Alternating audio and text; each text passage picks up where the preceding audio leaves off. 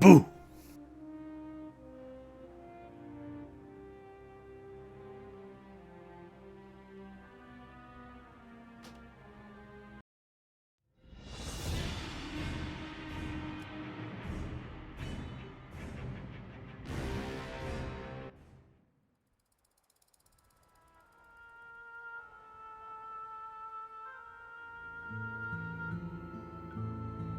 What, Schmeinhoff?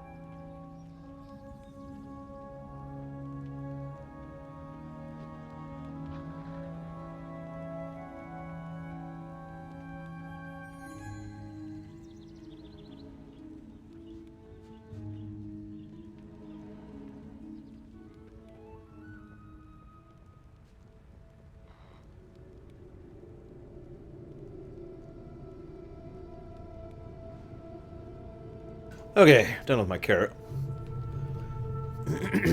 So, some of you think Desolace looked better back in the old days, where the whole zone basically looked like this. Dead. Dead. Dead. Basically describes what Desolace used to look like. A lot of bones, a lot of this sort of bleached out, kind of cakey dirt, and some rock. And all the water was poisonous, sickly, yellow muck. Wasteful, disgusting, deplorable, decadent... No, that's not a good word. Yes, I am, Lilu. It's that or nothing, you know? But yeah, so this was Desolace, pretty much as it used to be. It used to be a fairly, desolate place. It was also the center of political hot intrigue. I'm serious. But first... Hey,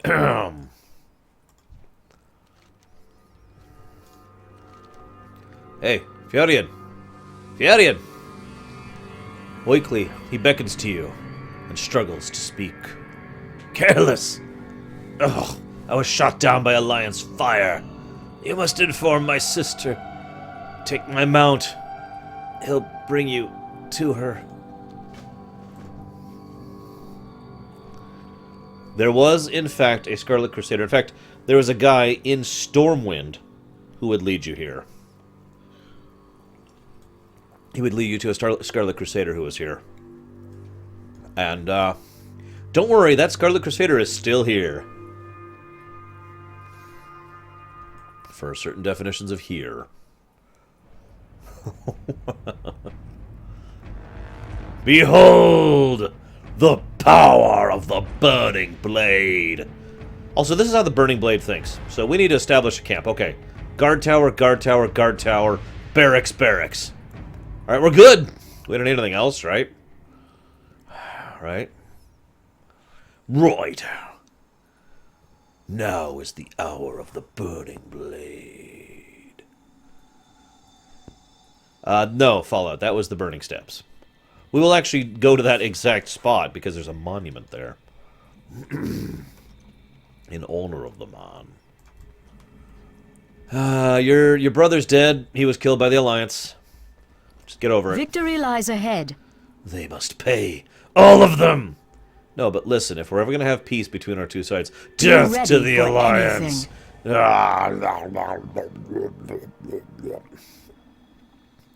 My dear brother, slain by Alliance scum. They must be made to suffer, Pandaren. Find a way to bring them pain. Shall not rest until it is so. Furion has been researching ancient artifacts in the eastern region before his death. Speak to Sorum. Perhaps he can guide you in my brother's direction. Keep your wits about you. Okay, you. Do not loiter. Furion's passing is regrettable. I should do all I can to assist in avenging his death. I think about it very carefully, Toaster Lars. It is true that Furion dedicated his last days to a special research project. What that was he would not share with me. Fortunately, I was able to recover his journal, but it's written in a code I cannot decipher. Perhaps there's a clue to its translation in the region east where he spent his time. Take the journal. Speak with Naramar when you're ready to investigate the mystery. Farewell. Well, excuse me, I want to go investigate Victory a mystery. lies ahead.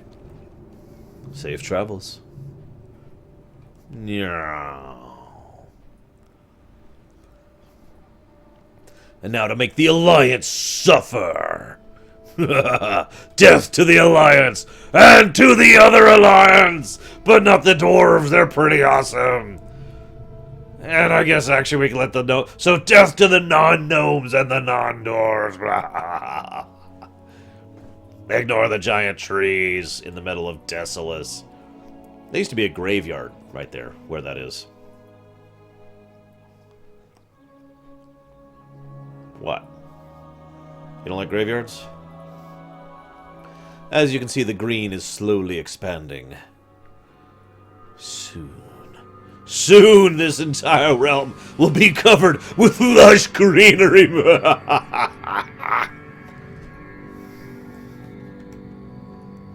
Another.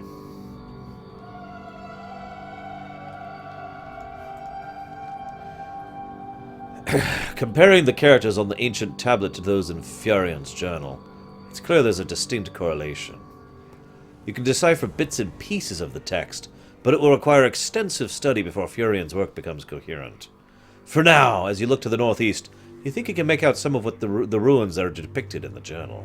From what you can tell, these ruins seem to have been some significance to his research. Deutsch crackers do not matter! Sorry,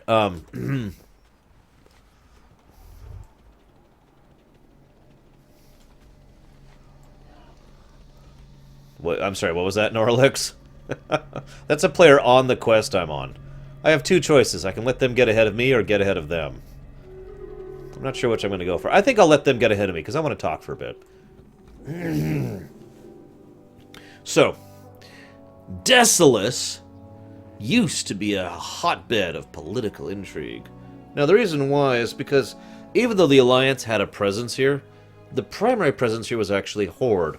And in fact, the Horde were, and I quote, allowed to expand into Desolace with disturbing ease. It's almost as if they are, in fact, horrifyingly evil demon worshippers. Now, I'm saying that facetiously, but I'm being totally serious. So, there's an organization out here called the Burning Blade. Die. And the Burning Blade, the Burning Blade are demon-using bastards, members of the Shadow Council, right? As we've already discussed several times. So, the fact that their Burning Blade was one of the strongest forces in the area, and the fact that the Horde were expanding in the area relatively unchecked, the Alliance actually took as a sign that the Horde were in league with the Burning Blade. So the Horde had to actually send agents out here, and many of the Horde-specific quests in this zone back in vanilla were all about going after the demons and going after the Burning Blade to prove that we were not actually in league with them. I find that hilarious, by the way. The Alliance only had one outpost, which is... you can actually see bits and pieces of it up there. Everything else is Horde. For the Horde! Obviously, the Cenarian Wildlands, which you've already seen, is the Cenarian Circle, having started growing this in the middle here. Now, I want to remind you again, the Cenarian Circle has become a political entity. So, we know the extreme amount of terraforming the Cenarians can perform. We saw it in Outland. And we're seeing it right here. I mean, if you didn't see Desolace back in the day, trust me, that is just... wow. It's amazing they managed that in just a few years. Excuse me. So, excuse me. The the only reason they are able to do this here is because it's a neutral territory. I mean, they couldn't do this almost anywhere else in Kalimdor. The one and only area they could actually really try and work their magic in is the frickin' Desolace. And in fairness, Desolace really is in need of it, since Desolace was this terrible, ridden wasteland of doom, where, as you can see, not even plants and trees could grow. So I am fully 100% in favor of this, and I think all, however many life forms we have to wipe out to make it happen is a good thing. Now, the other really important thing to keep in mind here is this is pretty much the central hub for the centaur. Now, we haven't really talked about the centaur much, because there's really only one zone that's centaur heavy, and it's this one. The centaur don't have a lot of lore behind them, so there's not too much to talk about. But there is some stuff to talk about. The centaur are the result of the mixture of an elemental lord, basically. Not an elemental lord. The daughter of an elemental lord, and the son of a Loa. And that would be Theradrus and Zeatar, respectively. And those two creatures combined to form centaurs, who immediately butchered and murdered Zeatar. One thing that's never answered is why. For those of you who don't actually know, Earth Elementals are not known for their rage. They're known for their patience and their stoicism and their stubbornness, but rage isn't really one of the big things on the list. So the merging of a druidic being of nature and harmony and an elemental being of stoicism and patience formed Centaur, whose primary defining trait is non-stop, uncontrollable anger.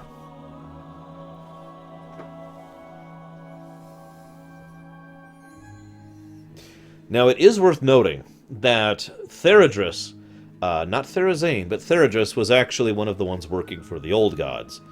I make that distinction, by the way, because Therazane, and Strength, sure, Therazane is not working with the old gods. In fact, she despises the old gods, and is one of the ones who fights against them and their forces during the Cataclysm.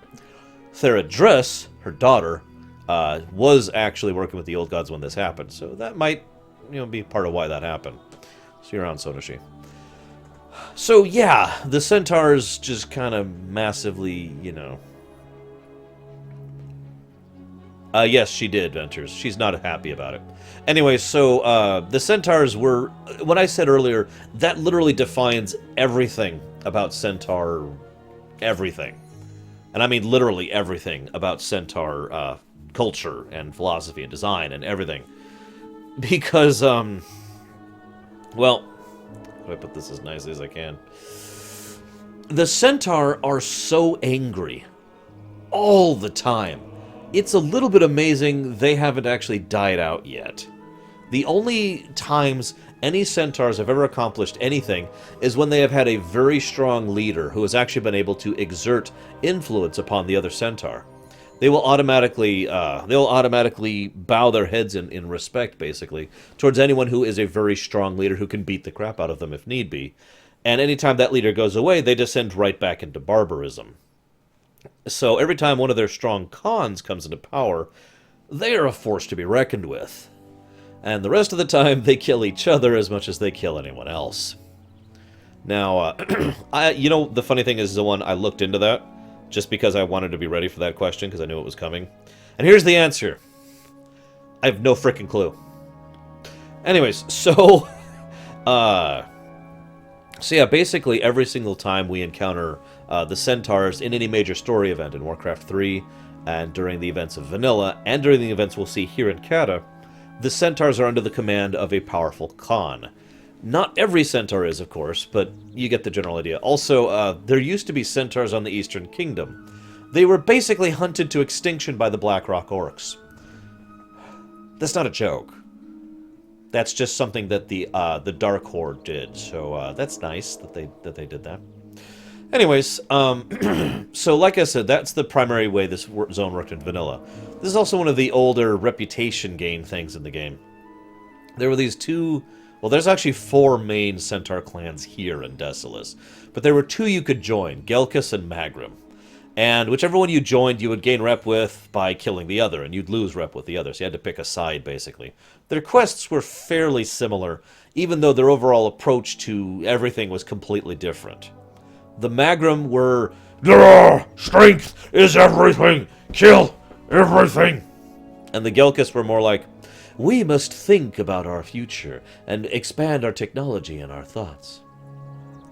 Some players rather cynically think that that was supposed to be the Horde and the Alliance, and I'm not going to say whether that was true or not. It certainly isn't true anymore, because the two clans have since become a little bit more messed up. But anyways, the long and the short of this is that you would join one of those clans and help them rise to power throughout Desolace.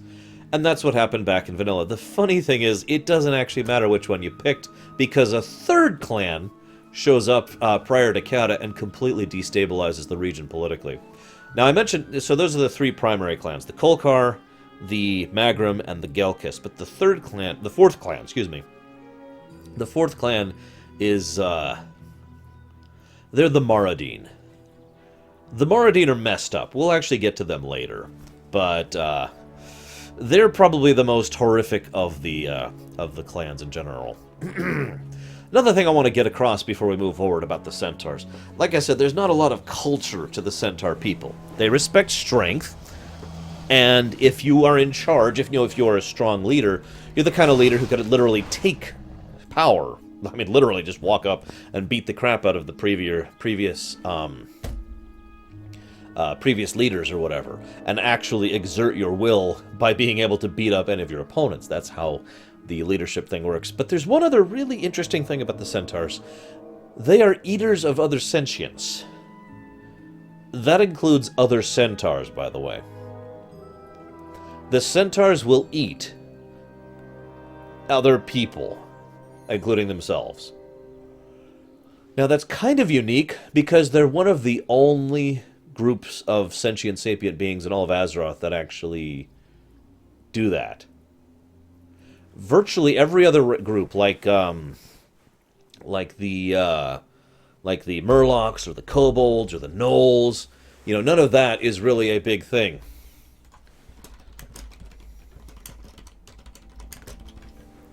Anyways, none of the other, so-called lesser races are really particularly cannibalistic, at least amongst the sentient and sapient kind. Trolls are kind of different. They don't do it because they eat whatever. The trolls do it because they're literally trying to consume the essence and power and knowledge of the people they are consuming. And eating dragons is a little bit... But the centaur regularly, as part of their everyday meal, will eat elves or humans or dwarves or centaur. They have no problem eating whatever. So, yeah, that's neat. I'm all for cooperation and whatnot, but the centaur,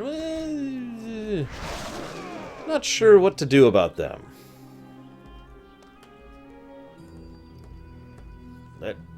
Up. There we go. Hey, we found a statue to Elun's handmaiden. You immediately recognize this statue from a sketch in Furion's journal. Although the words associated with the entry elude you, the sketch seems self-explanatory. After battle, the enemy's weapons were to be cast into the basin in exchange for a divine gift of some sort. As you ponder the ritual, the glint of steel catches your eye from a nearby weapon rack. Well, it's funny you say that, Zawan, because the Darkspear tribe were convinced by the rest of the races of the Horde to stop the whole eat your opponents thing. And they agreed. And they don't do that anymore. And it worked. So I'm not saying peace with the Centaur is impossible. I'm saying there's a lot of obstacles to there being peace with the Centaur. Zeatar himself actually hopes that someday his people will be able to aspire to their original purpose of, nature balance, etc. But, yeah. Okay, fair enough, Raskar. I'm sure there are thousands and thousands of trolls who eat each other every day because the Horde is evil.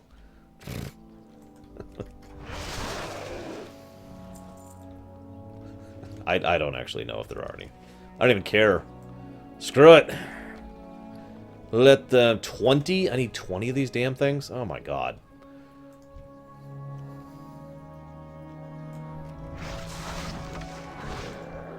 Oh, I never answered, I never answered Gemkey's question. So Gemkey, I actually ate the Philly cheesesteak thing I mentioned earlier, and yet I got it slightly different this time. Basically, I had it actually cooked in jalapenos with jalapeno juice, like cooked in, so the meat was cooked in that. They call it a fireball, and it was incredible. My mouth was beautifully on fire. It was wonderful. I may need to brush my teeth, though. According to Furion's journal, this ancient brazier was placed here for performing of sacrifices. As far as you can make out from the entry, a blessing is bestowed upon the being who places the flesh of Elun's enemies. This is kind of interesting when you think about it, since this is something the Night Elves did back when the Night Elves were actually a major power. AKA something... It just kind of is an insight into how bad Night Elf society was before, even before Ashara took them down the really bad path. Things were not exactly idyllic. So I'm going to be ripping off chunks of flesh from, you know, everyone. How do I get it? Oh, there it is. Damn it. Just frickin'. It is clear to you now these ruins are those that Furion recorded in his journal. After examining the ruins, you feel that they are able to decipher more of his writings. The markings on the Sargeron ruins, combined with what you glean from the Furion's text, makes one thing clear. There's something special about the old fountain in the sanctuary of Elun. It would seem that one would expect special power from washing their face in the fountain. First, of course, there would need to be something in the ancient fountain with which to wash. If only I had some melon fruit from nearby. And if only that other player wasn't questing here. Then I would be free. Free forever from the taint of other people. I would live in a dead world. With no life, no civilization, and no internet. Wait, can I take that back? I've changed my mind. Not many, no, Prog.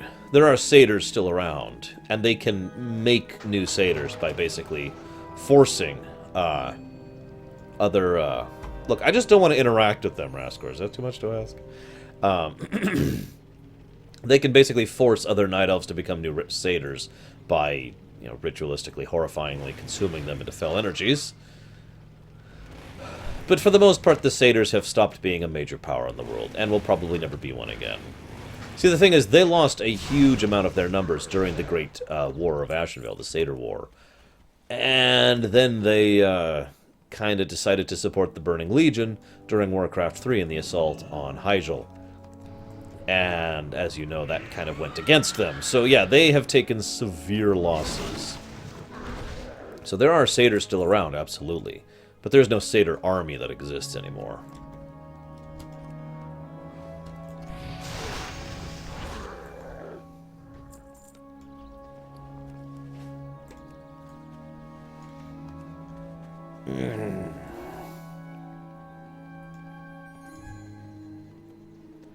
By the way, you know what really pisses me off about Desolace and Kata? This could have been Turatar. But no, we had to remain politically neutral, and giving aid to one of our... One side or the other would have been perceived as... Freaking stupid. Terrible. Freaking...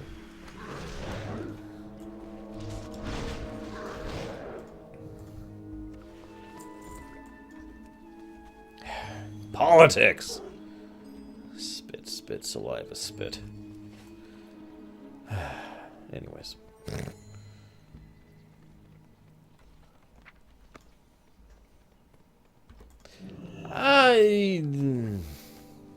Satyrs don't do what Darkspawn do. they're a little more direct about it. They will actually grab a night elf and have them get infused with fell energy, and then they will make a new satyr. As opposed to, say, for example, grabbing a night elf and then forcing them into this horrific transformation as they feed them the dead flesh of them and their spawn to corrupt them over time into a breeder who then produces new darkspawn. That's what the darkspawn do. The satyrs, A, WoW is nowhere near that gross, and B, the satyrs just produce a singular new satyr. So, you know.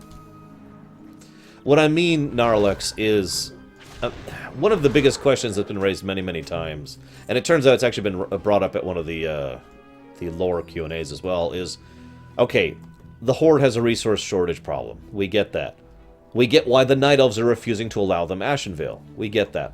Why have the Cenarian Circle never actually... Hashtag other players. Why has the Cenarian Circle never actually gone to Durotar or the Barons and tried to make things better? The answer that was given was because it would be too political. Because the Cenarian Circle couldn't afford to be seen as assisting one side or the other. And that is logical. It's also terrible.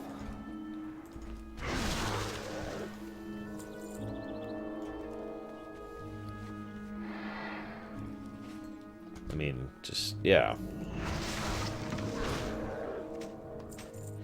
And it does make sense. The Night Elves and the Alliance in general would probably throw an absolute fit if the Cenarian Circle actually helped the Horde. Even if they were really just doing it to, you know, restore the land and yada yada yada. It wouldn't matter. It would be such a huge benefit to the Horde that it would be automatically perceived as the Circle siding with the Horde.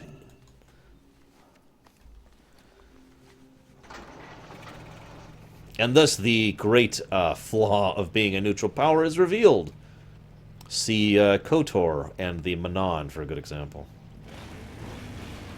Oh, no. This is part of a terraforming project.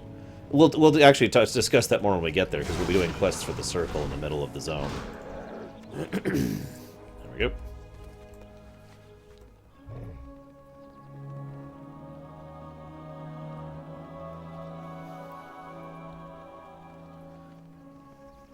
Alright, I'm ready. Fling the weapons in. Weapons. Lots of weapons. Have all the weapons. You can't help but think what Elune would give if someone such as you... You can't help but think what Elune would think of someone such as you receiving her boons. I don't think Elune gives a damn, if I'm being blunt.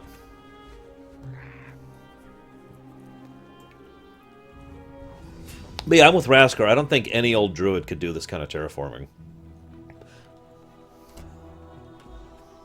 It takes, at least I should say, in my perspective. Anyways, at least in my perspective, it takes a lot more than just a druid or a group of druids to do that. You need a bunch of druids with lots of time, energy, work, effort, resources, technology, magic, etc. in order to pull off this kind of terraforming. Now, I'm not saying they shouldn't have tried, or maybe given lip service to trying, but yeah. The Divine Brazier indiscriminately endows you with a blessing. Yeah, let's not do the next step. Very likely, yes, Ricky.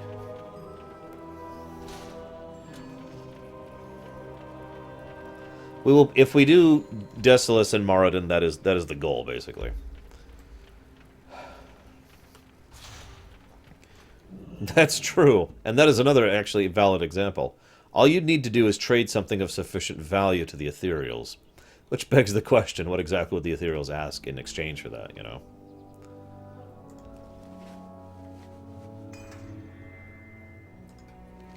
After filling it with liquid from the melons, you proceed to wash your eyes from the ancient font. Upon opening your eyes, you are able to see the ancient spirits of the elves carrying out their rituals to the goddess. You ponder the significance of this revelation and determine to study Furion's research for more clues. Something's changed. Perhaps a side effect of Elun's cleansing ritual. While it's by no means perfect yet, your understanding of the ancient language in the journal is vastly improved. The ruins in the northern mountains of Sargeron appear to be the main focus of Furion's enthusiasm. Something there he felt would aid him in driving the Alliance from this region. Ugh, really?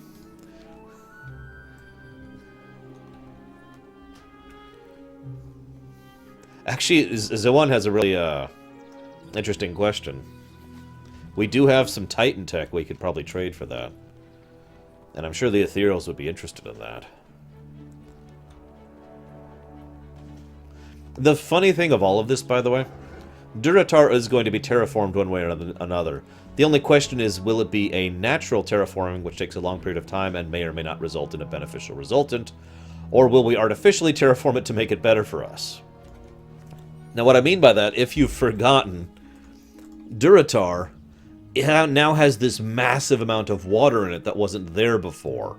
That is going to completely change the way the soil around here works, and completely alter the water table and the deep, I forget what it's called, the second layer down of soil. So one way or another, Durotar's changing at this point. That's the Cataclysm ensured that. It's just a question of if we are going to be guiding or controlling it rather than just letting whatever happen. It is also possible this dirt could just be non-sustaining without magical aid, and Durotar could just break off into the sea. Who knows? Anyways. It is clear to you now why you were guided here. You recognize this ancient runestone from Furion's final journey entry. The ancients revered the gems created by this mystical object, claiming they were gifts from the goddess herself. It was believed that they were weapons capable of delivering them from any enemy for the Asharans or something. Yeah, it could be a swamp too. Oh god, don't even joke about that Gnarlex. Garrosh has already permanently damaged so much. I don't want him to damage all of Durotar too. You are now able to understand the script in which the journal was written. Along the runestone, it is explained that the monument's gemstones were imbued with the power to summon a firestorm. The storm could grow to a mighty weapon, either through sustained worship of Elun, or charged by spiritual energies of the fallen. Looking down on the newly revealed ghosts of Elun's disciples, you reason you have neither the time nor the inclination to worship the goddess of your enemy. Okay, this is...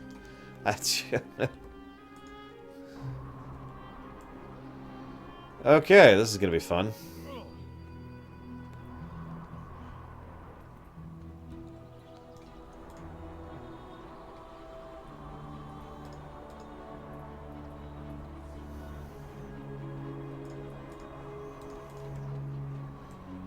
Hey, Corwin. Welcome to the discussion of politics and terraforming, also known as Another Day in WoW.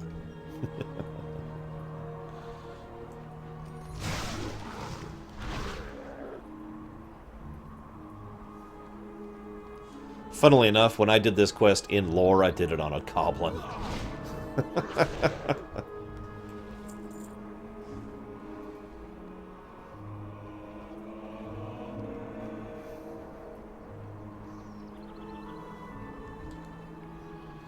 Well, sorry, disciples of Elun, but,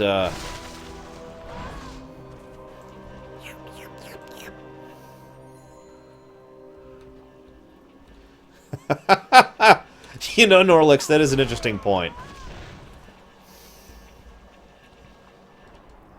I mean, Elwyn Forest and Stormwind are basically paradise compared to Durotar and Orgrimmar. Seriously.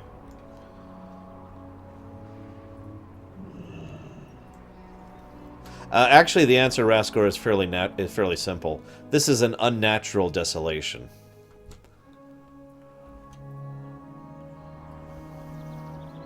The reason this place is so desolate is basically twofold. One is the natural reason it is desolate, which is to say... well, I shouldn't say natural. It kind of fits. Basically, the...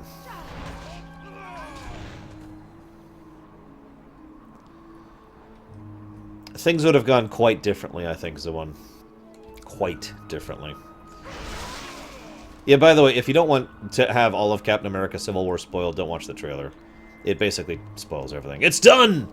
His exhaustive research was not in vain. The vortex is ready to be unleashed on your enemies at last. You cannot help but feel a twinge of pride, having unlocked this long-lost secret of the ancient worshippers of Elune. You now possess the power to inflict great damage upon your enemy.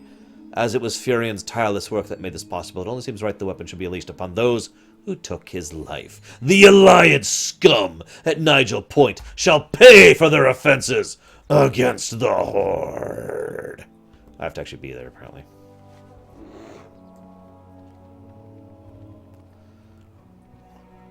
I'm still going to watch the movie, but yeah, they spoiled everything. They pulled a Terminator Regenerate, whatever the last Terminator was. So, anyways, terraforming. So this was a natural desolation, first of all, because of the centaur. The centaur over-mined, over-harvested, over-killed, overdid everything. So, oh, come on. So in other words, the centaur just kind of wrecked this entire land for generations. Second of all, that should be enough. Really? Really? I have to go... Can I... I'm practically in the town. Oh god, and...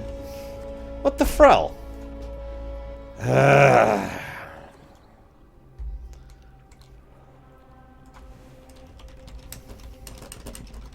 Hang on.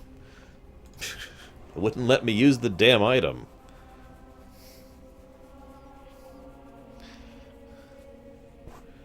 Apparently I need to specifically be in the archway. Then I could murder hundreds of Alliance. Anyway, so the centaur screwed everything up, but Zeatar's lingering essence combined with Theradris's not really helping-ishness, both of those basically led to this area being this desolate wasteland. The point I'm overall trying to reach, though, is this is not a natural desolate wasteland. It's not supposed to be like this. This is supposed to be, you know, a much more pleasant place than this. No! Okay, maybe they meant a different archway. You know, I know a lot of people don't like quest trackers on the map, but if you're going to have quest trackers, at least make them accurate. Is that so hard to do? Accurate quest trackers? Instead of being like, hey, you should be up here. I wonder how many players who have no idea about this and don't know about Wowhead are having this problem. Whatever. Anyways. So, where was I? So yeah, that's the main reason why the Cenarian Circle are so interested in terraforming this territory. Because it was never supposed to be this desolate. It was always supposed to be this verdant green place in between Faralos and Stone Talon. So it actually needs to be redone. Oh my god, really? Apparently the actual point... Well, it says under the archway, so I'm going to assume it's that archway over there. Who's predicting I'm going to die at least one more time before I figure out the exact one location in the universe where I can use this quest item? Well, never mind. Time to kill the crap out of some Alliance.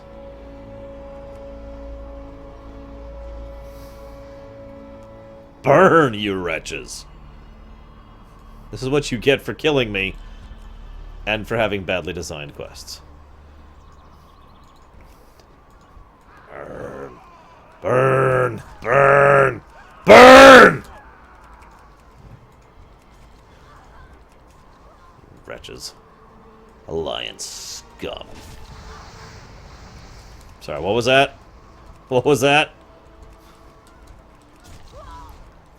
So this is actually the flaw with clan mentality in a nutshell right here. No, I'm serious. I forget exactly where I got that term from, but basically there's something somewhere where it says, oh no, I'm getting it from Babylon 5. For every one of our people dead, you know, 100 of your people will die. You know, that kind of a thing, right? That's clan mentality in a nutshell, and it's kind of horrible, really. So that's pretty much what we're doing right here. They killed a blood elf. One blood elf. In retaliation and revenge, we are butchering about 65 of them. Or 55, excuse me, 55 of them. Because they killed one guy. It's disproportionate revenge. And the reason I call that clan mentality is the whole point is, well, it doesn't matter numbers. What matters is it was one of us. And therefore, because we lost one of us, you will lose 10 of you. That's the clan mentality thing. Doesn't matter if the person deserved it. Doesn't matter if there was justification. Doesn't matter if there was a provoked attack. Doesn't matter at all. No circumstances don't matter at all. Clan mentality means you killed ours, therefore we killed yours. And lots of them. Death to the Alliance. Well, I'm going along with it because they murdered me twice as I was trying to figure out where the quest was, so now I'm pissed. If you mean why our Pandaren is going along with it, he isn't, because that's terrible. If you're asking why the player character is going along with it in general, well, the player character has one noteworthy flaw in all of his quests. Or her quest, as the case may be. We're a little bit gullible.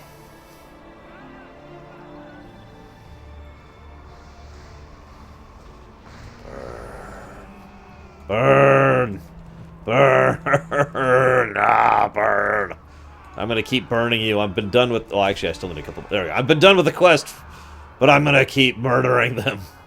I'm just gonna enjoy the show for a bit. Yep. Death to the Alliance. Ah. Yep. Ah, this is satisfying. Just watching them get tossed into the air on fire. Watching their corpses plummet to the ground in ash. I mean, really, is there anything greater than this? Listening to their screams of nightmarish horror and fear as they know they're going to die, but they won't die quickly. No. No, they will die slowly and in terrible pain.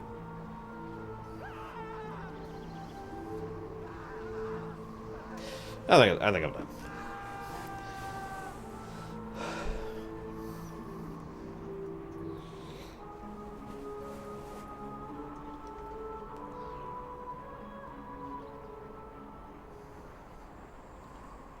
Yeah, I know, Narlex.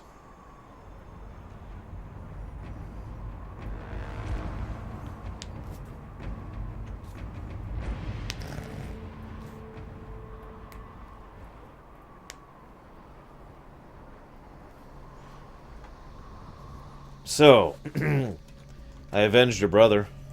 State your business. Very impressive, monk. You have completed Furion's work and rained vengeance upon his killers. You have brought peace to my brother's soul and to my mind. Please accept this gift for your diligence. The reckoning is at hand. We have plenty of enemies in this region without raising the ire of the Cenarian Circle. When we established our post here, we were asked to keep a watch over one of their researchers. Cora was last seen at the Tower to the West. Do be a dear and pay her a visit. It's been a little time since we've bothered to check on her. Lorerun. Your gold is welcome here. We're a forward post, charged with monitoring potential adversaries. Once the Horde launches its Desolace campaign, note that we haven't yet, our work here will ensure that nothing takes us by surprise. Recently, one of our scouts was caught and sacrificed by the Burning Blade. Since then, we've been assaulted with threats and taunts from a Burning Blade wretch named Kohor. Their days are numbered, but I will pay handsomely for that one to be silenced right now. We will have justice.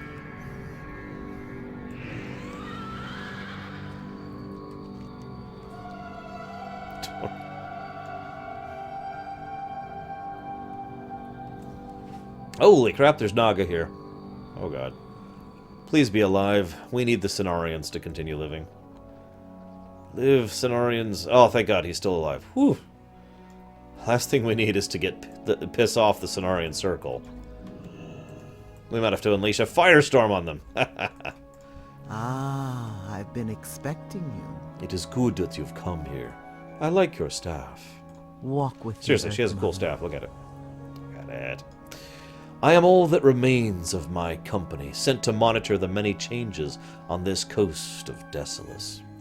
I've reported the dramatic increase of Naga here, but to no effect. My peers are focused on other crises, so I must ask you, stranger, to assist me in my research. First, allow me to show you the threat we face. May the eternal sun shine upon Okay. thee. How would you show me this threat? What brings you here? Ancestors watch Oh, over you. I see.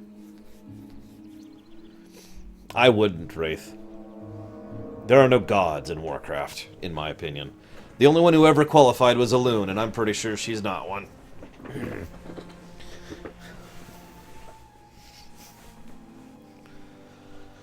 A car. That'll last well right up until he asks you to rip out your own heart. The number of Naga are continuing to rise steadily. My god, there's actually a lot of Naga in this area. Holy crap. Look at them all. All over the place, too. The cataclysm split the land here, allowing the Naga to stretch inland. No kidding.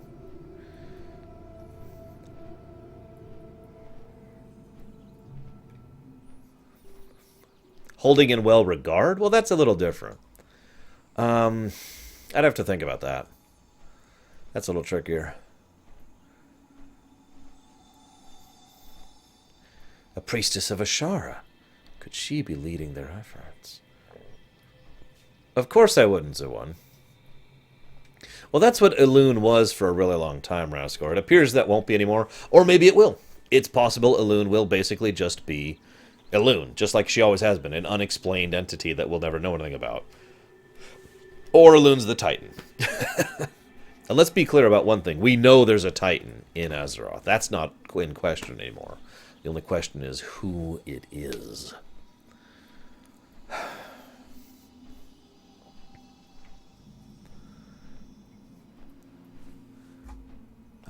The water itself rises to fight against them here.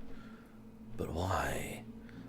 So many questions and few answers. Yes, by the way, notice that. There's water elementals fighting Naga over here. That'll be relevant later.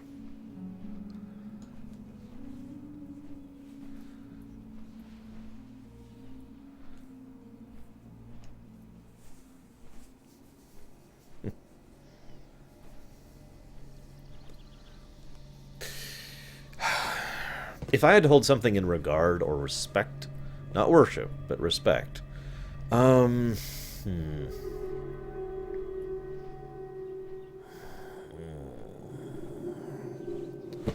honestly, it probably would be the light, to be completely honest.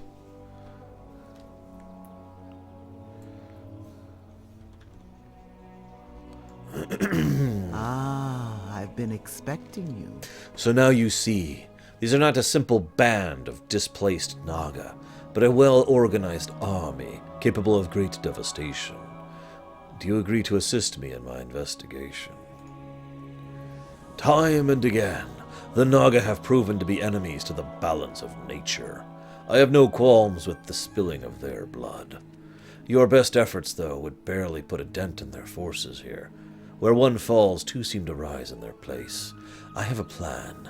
Your objective is not merely to take the lives of the enemy, but to gather components necessary for the next stage of our investigation. Winds be at your back. All hail who, Wraith? I've never heard of that character. I'll be right back, guys.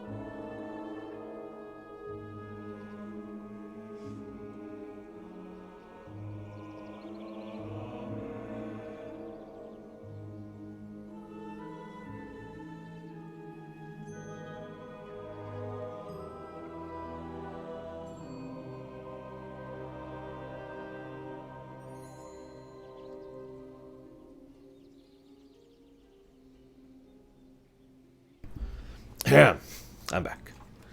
I suppose you know that. You might not.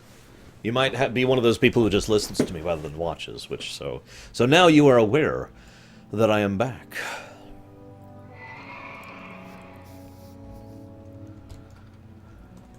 Bam.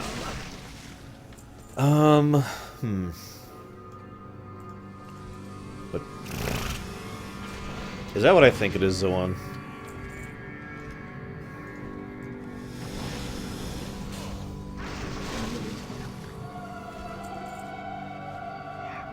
And there's an undead rogue here. Whatever. Aha! See? I knew it, Chumkey. I knew it.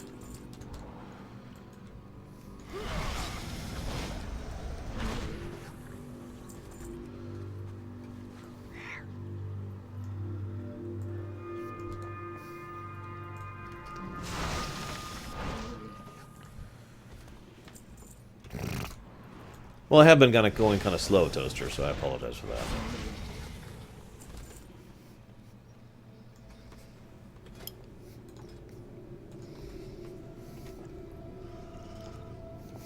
What do you mean, psychotic?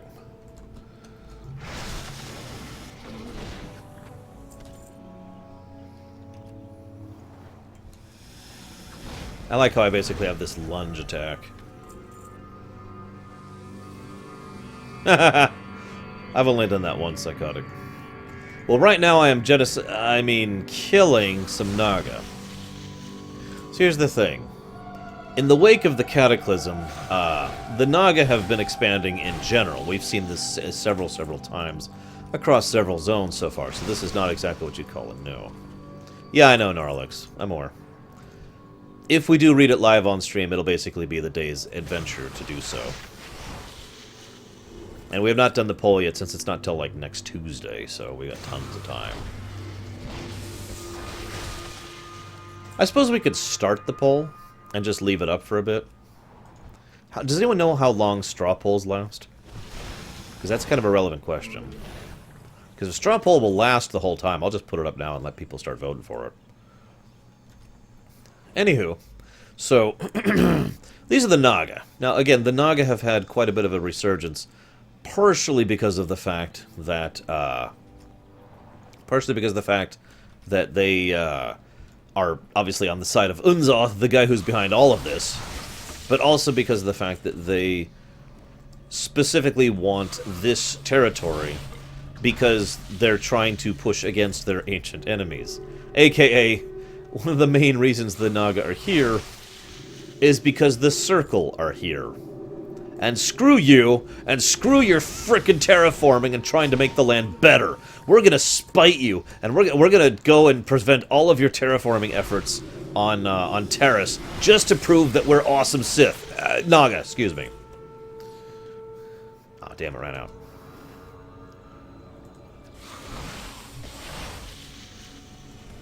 Well, if straw polls stay up, I'm gonna go and start the poll now. It's very simple. Poll. You leaving, Zawan? Oh, you're going to sleep. Bye, Zawan. Sorry, I missed your messages. Bye. Don't forget to vote tomorrow or whatever. Okay, so poll new.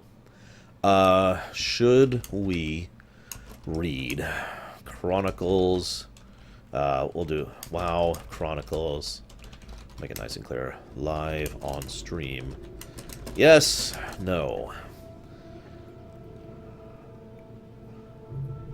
Bam. So now we have this, and let's see here. No, Prog. Doesn't work that way.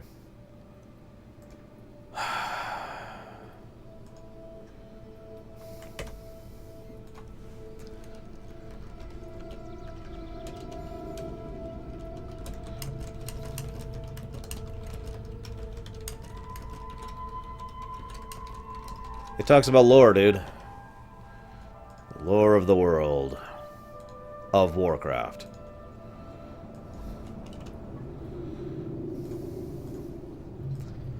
We're just gonna leave this, like, up here for a bit.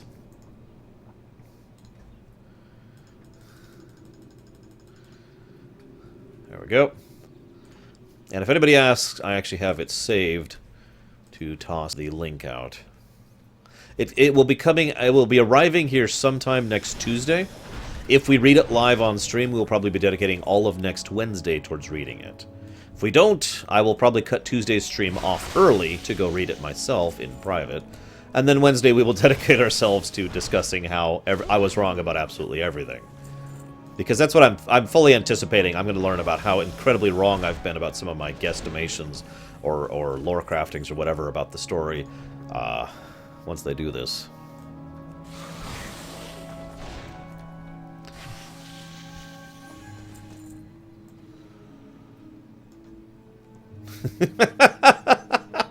You know, Jengies, I gotta admit, a Naga monk amuses me so much that I want to see that happen just because I want to see that happen. Yes, Prog. 160 pages is not that long, guys, okay? Especially not if I devote an entire day's stream towards it, as I've already stated. If I read it myself, it'll probably take me about 20 minutes to read, because I read stupidly fast.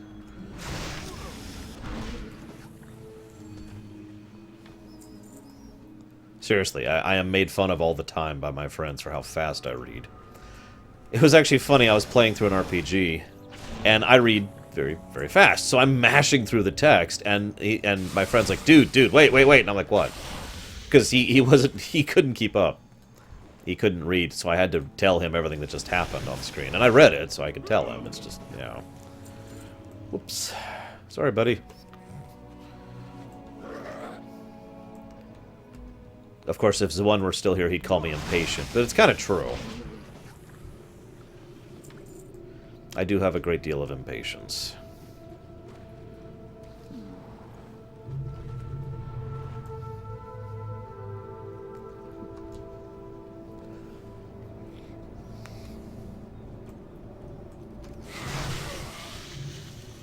Rasker, if you don't want me to read it, you can just vote no, dude.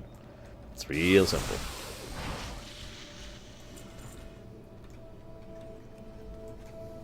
That's why I made it a vote, so you can make your voice heard. I have been accused of that, yes, Cool Ninja.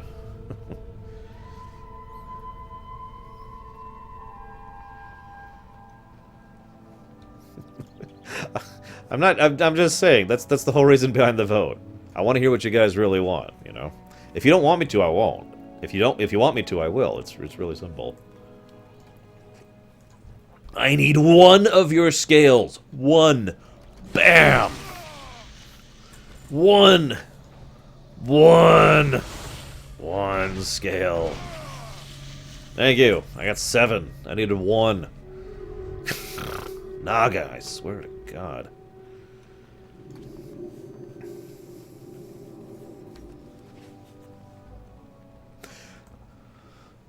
So who out there recently saw the Craigslist listing, job listing for female streamers who have to be comfortable wearing a bikini on camera? You wish to speak? Ahem.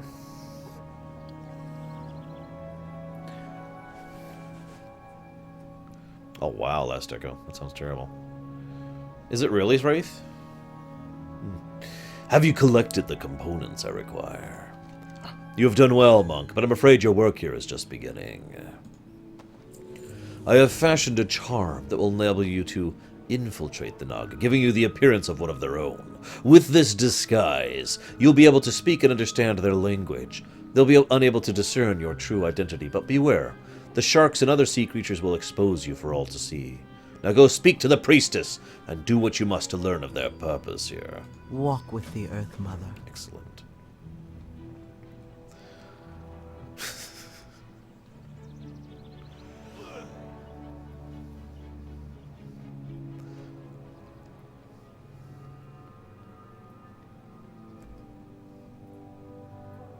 Huh. Interesting.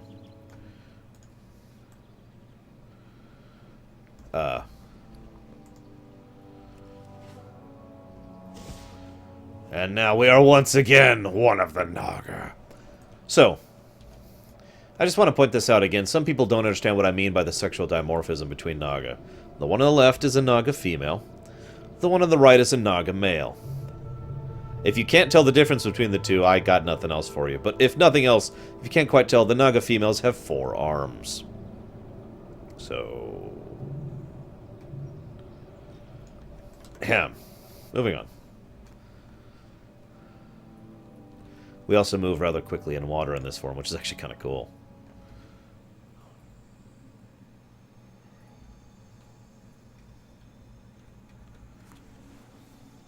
Ah.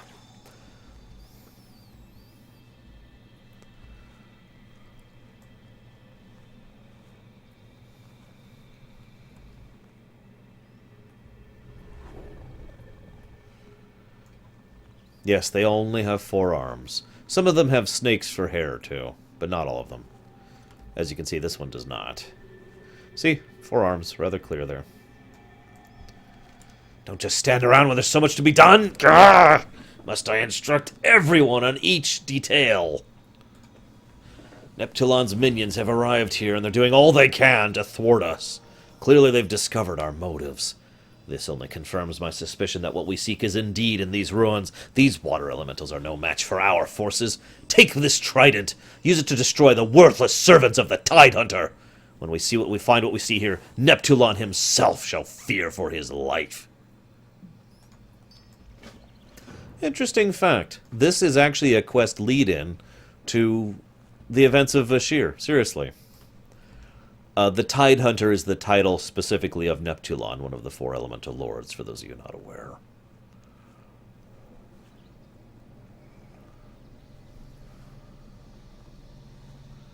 Yeah, Fallout, it's doing that to everything. It's kind of weird. It's only for the quest buff, unfortunately, Genghis.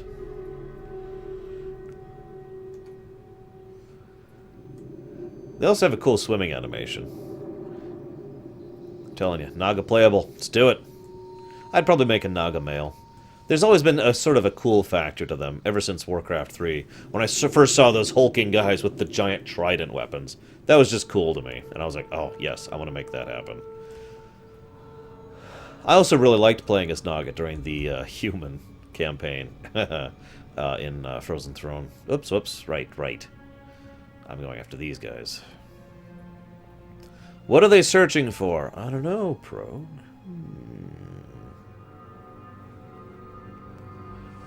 I suppose we'll have to find out. Oh, there's one. Not that I'm aware of, Wraith, but it's not too late for that to happen. Right.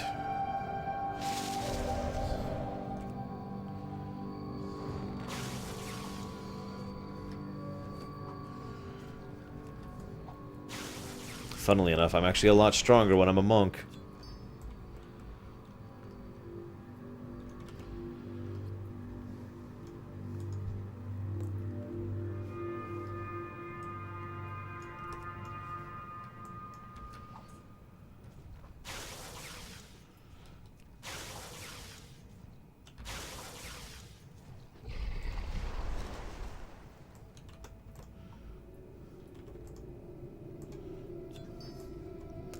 Yeah, I've known quite a few female gamers. Actual gamers, not, you know, people pretending to be gamers. I don't think I've ever known a woman who is pretending to be a gamer. Ironically.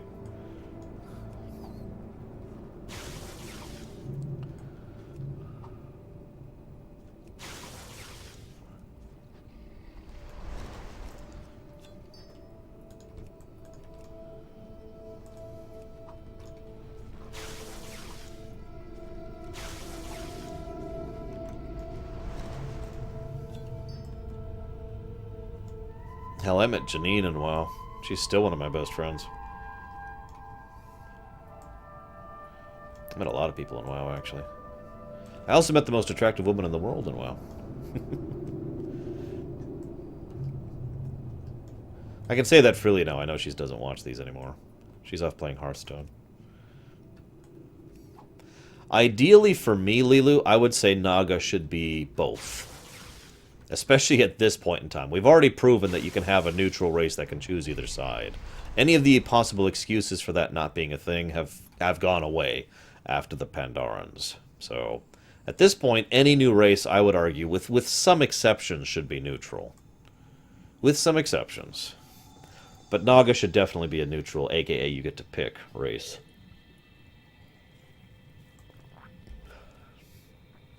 Just my opinion on it. I love how much slower we are on the ground. I mean, that makes sense, but... ugh. Ah. Now, there is one thing they'd have to do to make Naga playable. Only one thing. They'd have to give them a jump animation.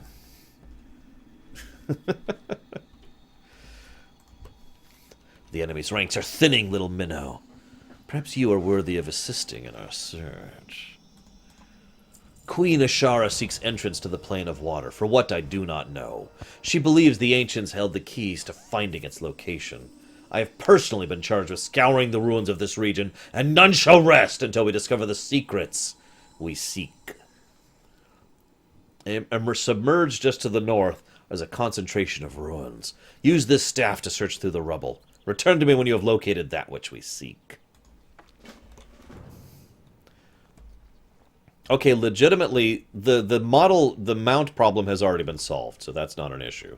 The jump animation, they need to invent one. Boots is a non-issue because there's already literally half the existing races pretty much ignore boots. Leggings has already actually been solved. We actually have seen Naga who wear legging armor. So that's already a thing. So, yeah. Yeah, Prog, sorry, that doesn't actually work. There are plenty of races who work with the old gods who are also playable. I mean, God, trolls, you know?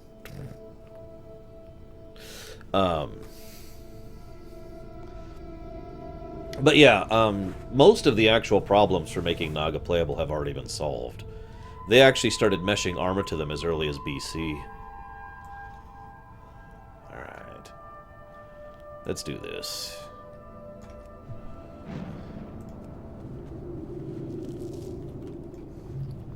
Try as you might, you find the inscriptions too faded to make out.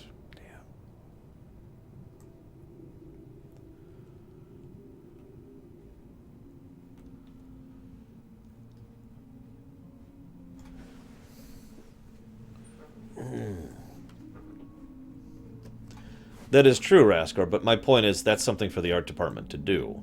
So again, something they do need to finish doing, because they have to map all armor to them. But once they do that, then that problem is solved. So again, map the armor, like I just said. Make a jump animation. Win. And yeah, I don't think a jump would be hard to animate, they just have to do it.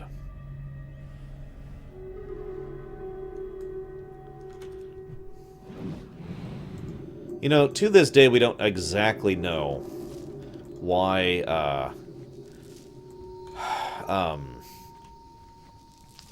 Lady Vosh and her group were working with Illidan. Like, we have some assumptions, but they're really, really vague. Nothing concrete.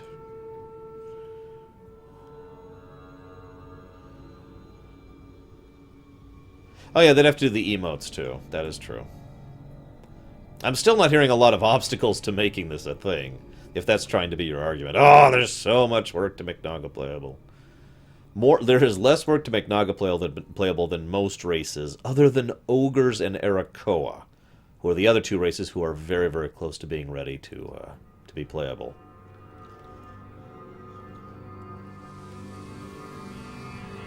So, damn it, give me my Naga playable already. Give me the playable Naga. Do it. Do it. Blah, blah, blah, blah, blah. I actually can't, Cool Ninja. Sorry. We're at full lockdown on links.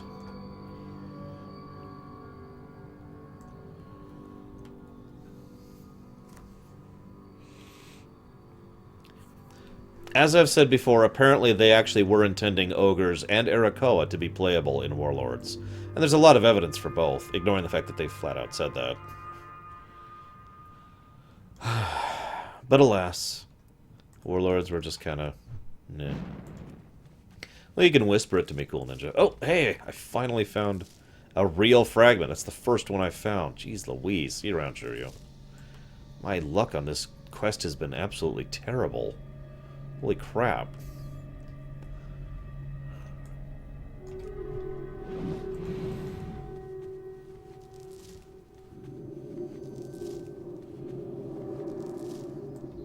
Excuse me. There's another one. Oh well. Good night, Raskor.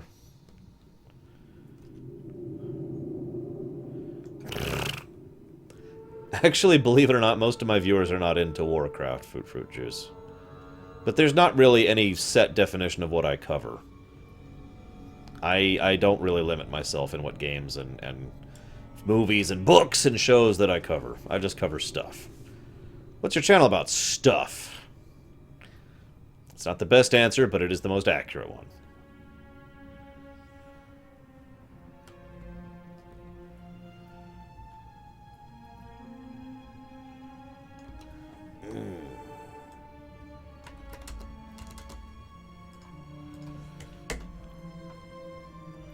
Interesting. Those do look higher quality, definitely.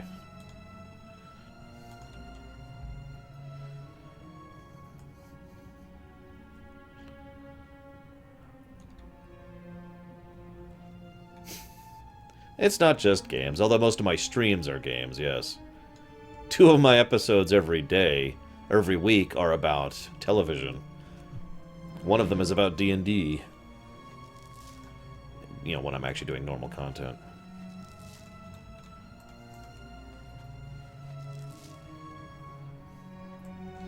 Wow! I am having the absolute worst luck with this quest. This is kind of crazy, actually. Well, as I've said, I do intend to stream Legion stuff. Oh my god! Guys, we found the new ogre keys.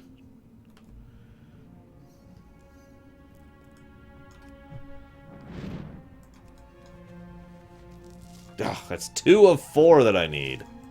Yeah, I do movie stuff, too. Where the hells?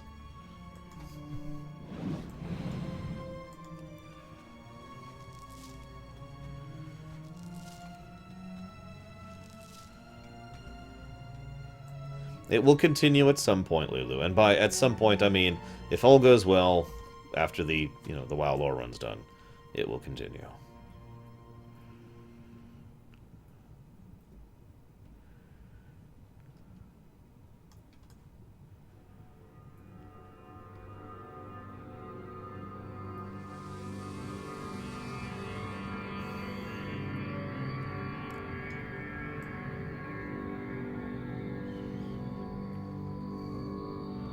We are 50% done with this one quest. Wow, I'm glad I'm not doing this zone twice, aren't you? Up! 75% done. Holy crap. Oh, we're done. Oh my god. Oh, we did it. Yes, I already have been doing so, Ricky. Could it be? Yes, you found it! Neptulon's engravings. There can be no mistake. Your efforts have paid off. The great risks you have taken have proven worthwhile. You have discovered the object of the Naga's desire and the reason for the overrunning the coast of Desolace. As for the engravings you've discovered, your duty is clear. Oh. Apparently we're going this way. My bad. Apparently it's not as clear as I thought. I like how we're literally, like, on the water here.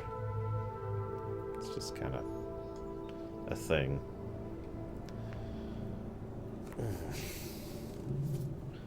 But yes, Ricky, that's one of the reasons why I try to chop off videos in between zones to make it easier for them to go to YouTube. Well, thank you, King Goldar. Sorry my hair isn't quite as long yet, or as blue. But, I'm glad you enjoy.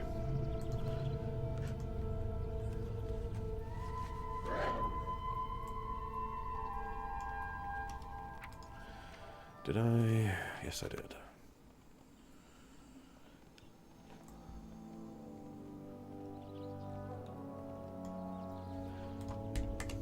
There you go.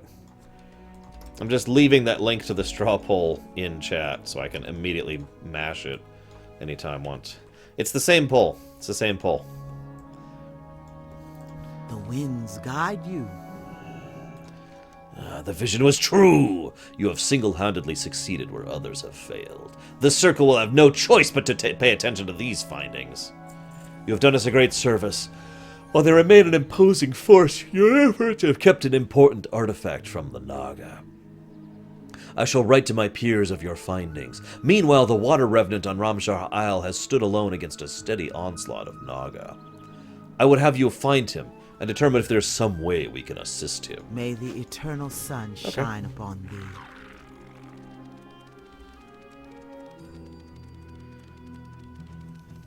I'm surprised that's actually legal via the TOS, Genghis. See, once upon a time, it was actually really easy to fiddle with a few files on your console and swap out some graphics for another's. If you know what I mean by that, there were several people wandering around. In tree form, and they changed the model for tree for example, the model of a lich, or the model of Illidan is another example that people would use. So you'd be wandering around as a lich, casting heals and whatnot. The only downside is because the tree model was shared by several mobs too, certain areas would just have dozens and dozens of liches roaming around. But that was actually determined to be against the TOS, and so they had to stop doing it, which kind of sucks. I did that too, actually. I was one of those people.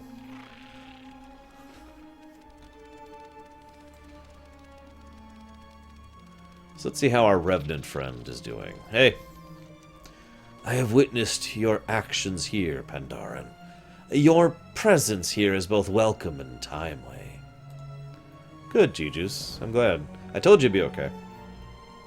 I am Hydronus, a servant of Neptulon, the Tide Hunter, lord over all waters. Ashara and her sinister Naga have arrayed themselves against my master and seek a war with him. This is the first battle, in what will surely be a long struggle. I have fought bitterly, Pandaren, and grown weary. It seems my actions have attracted the attention of her priestess. Alone, I haven't the strength to overcome her, but perhaps together we may prevail. Let's do it. I'm ready. I am prepared. Oh God, I am you. I was gonna help you, not be you. Okay, we have merged with an elemental to empower them. That's a thing.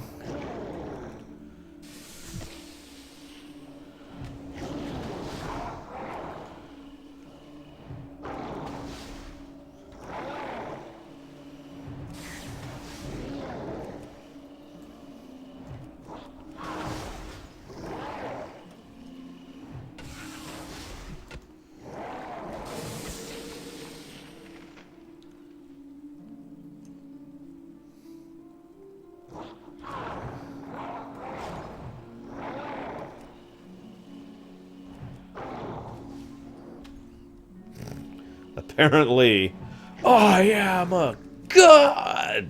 I can't do it. And now to conquer the world. Wait, I can't jump. No, I can't jump. Ah, damn it. Fine.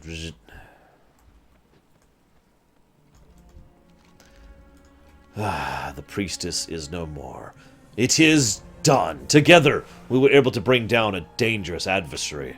Neptulon himself shall hear of your exploits here, monk. Allow me to extend you his thanks. You should leave now. This place will not remain safe for long. Soon the Naga will seek vengeance for their priestess.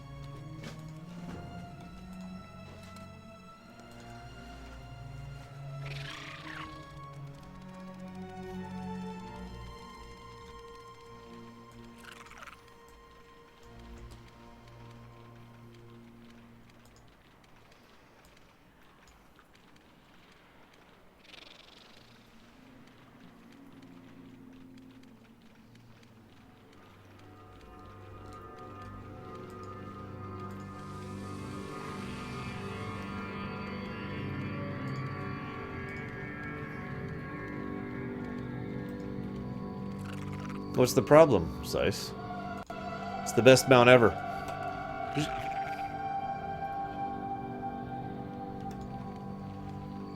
Yes, this mount is incredibly useful. Is what you're trying to say. This mount is incredibly useful. There are several zones where I'm going to be very happy to have that mount as requesting. That's why I always leave it separate on my bar. Yes, I do, Venters. They already can do that to a very limited extent. For example, several characters in Northrend will react to you differently based on whether or not you did certain quests. So that kind of tech already exists. It's just they haven't really bothered to implement it wide scale. What brings you here? Please accept this reward for your heroic accomplishments, Ironman. You have brought us precious time. You have accomplished much in your efforts against the Naga, but I fear it is not nearly enough. Here's my official assessment of the Naga presence.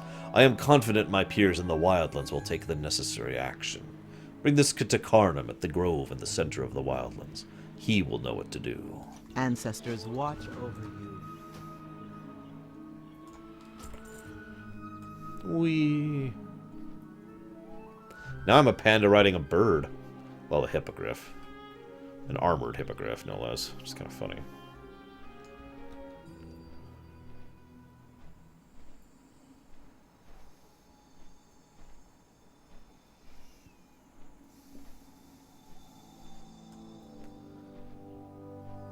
Remember, this used to be a graveyard. Right here. A Kodo graveyard. There's still some of it over there. Hello, Reach. Ah, the Glade. I just like to reiterate, I do like this new look to the Desolace. Call me weird, but I do like it.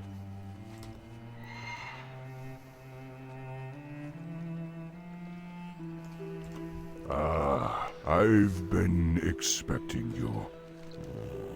This is alarming news indeed, Pandaran. Something we have no shortage of here. I shall call a council regarding the issue.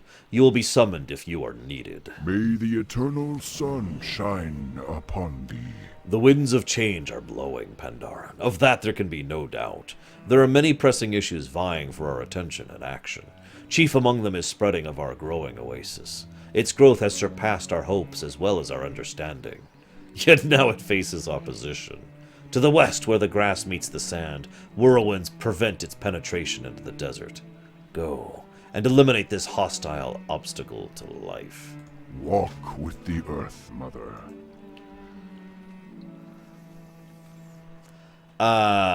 In lore, no, Rory. In gameplay, yes. If you actually do that stuff.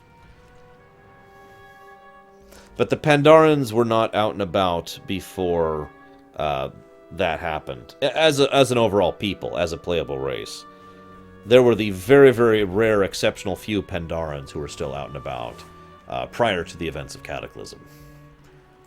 The land is not all that has changed in Desolace. Here the wildlife has responded to the new environment in strange and exciting ways. You hear that, Raskor? Except Raskor left, I'm sorry. I am particularly interested in the rejuvenated thunder lizards that roam just to the west. I need their blood. You may begin by using a jar of leeches on them. What the hell, lady? I'm just gonna start flinging jars of leeches at giant thunder lizards. Smash. Oh, well. What brings you here? No one knows better than the Cenarian Circle that this lush oasis could dry up as quickly as it appeared. We must take care not to interfere with the processes taking place here, but to support and preserve them. A new species of plant, very plentiful in the surrounding region, has appeared since the Great Change. Collect samples for this for me, that I might study them and learn what they have to teach us. With such an abrupt change to the ecology, it is to be expected that some of the flora and fauna don't react well as we'd hoped. The uprooted lashers are a troublesome example of this. Roaming the fields to the east and south, they are detriment to the region and must be disposed of. May the stars guide you. I will kill all of your wayward plants for you. Which one, cool ninja? Baron Revendare's mount?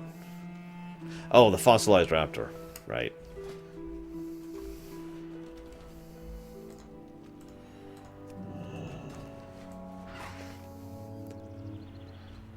Yeah, I actually spent a lot of time here archaeology-wise as well. Though I didn't really have a lot of choice. Because I was really trying to push fossils for some reason. It might have been because of this very mount. I'm not sure. Anyways. I really am. I'm just flinging a bottle of leeches. Okay. Ew.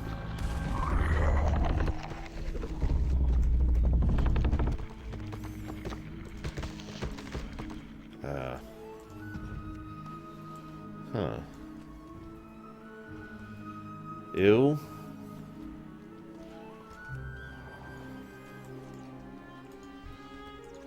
That might have been it, Psychotic. I knew there was... I mean, obviously I got the mount. I just put it on. But I feel like there was something that was really pushing for it.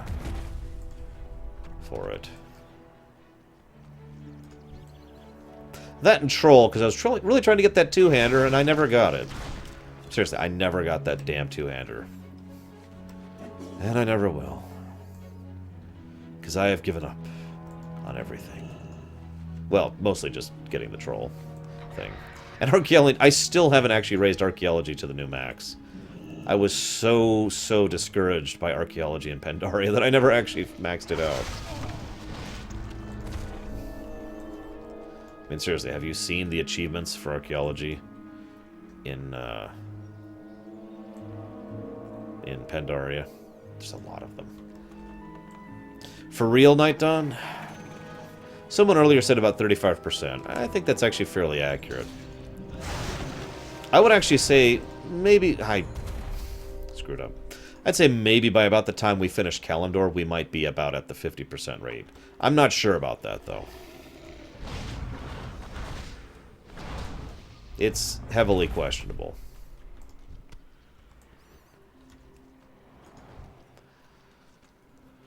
You know, there's other ways to get blood out of something. I mean, I'm just saying.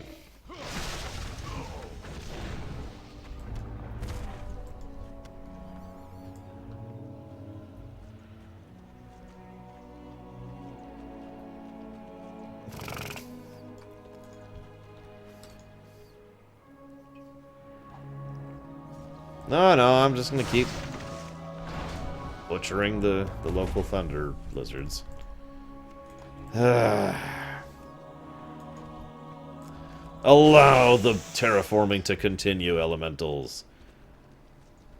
Oh my god, that's it. The reason Alakir turns against us is because we kill his air elementals here! It all makes sense in the end.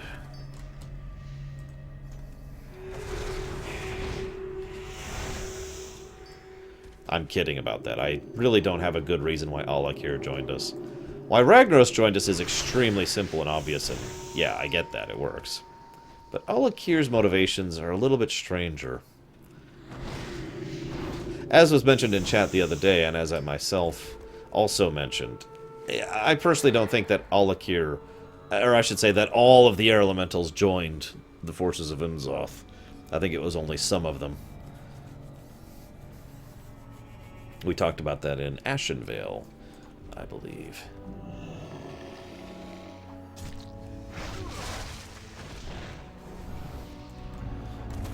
You know, Rory, we actually had a quest like that in the South Barrens. A Forsaken alchemist wanted us to go and capture a living beating heart from one of these creatures, from a thunder lizard. Or maybe it was a Kodo. I forget which. Either way, it was a large creature, so that it would actually be strong enough to withstand the rigors of pumping blood through an abomination. When he got it, he started going squish, squish, squish with the giant heart that we got. I'm not making that up.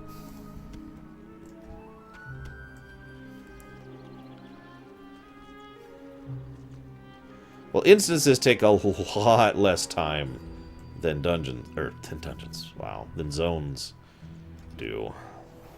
Quest-wise, and lore-wise, and all that.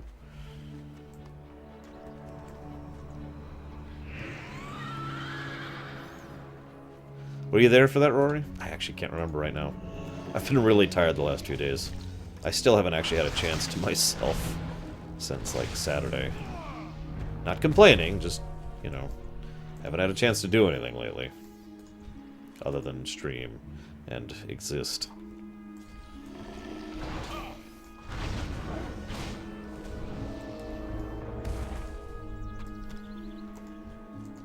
Come on, there we go. Must steal their blood. So, how many of you out there have actually been following the projected plans for the terraforming of Mars? Just out of curiosity. I obviously will raise my hand on this one since I brought it up.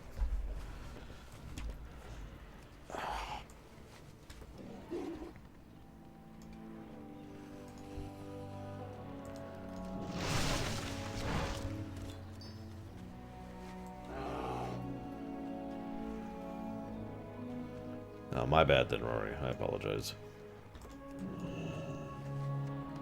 Yes, it is an actual thing that they're actually planning for. It's the kind of thing that's going to take literally decades. It's kind of why I bring it up, actually. The idea is, rather than... see, some people seem to think terraforming is like a magic button you can hit. The thing I enjoy about the ideas behind terraforming Mars is it makes perfect 100% sense the way they have it planned.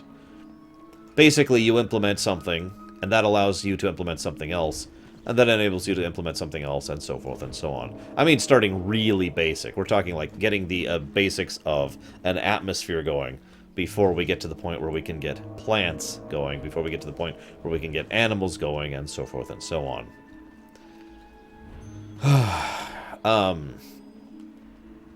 The reason I bring that up here, though, is I kind of like the way that they present most of the terraforming efforts in Warcraft, in this setting. They're actually quite self-consistent with the amount of effort and work it takes. They don't just walk in and they cast, heal the land, and bam, the whole land is healed. They have to put constant, unceasing effort, work, monitoring, all sorts of work that is constantly being done in order to maintain any given environmental effort. And then they have to go through and make sure everything is good, and they have to do another step, and then they have to work on the water, and then they have to work on the plants. And again, they just have to go through the whole thing, just this massive process of it.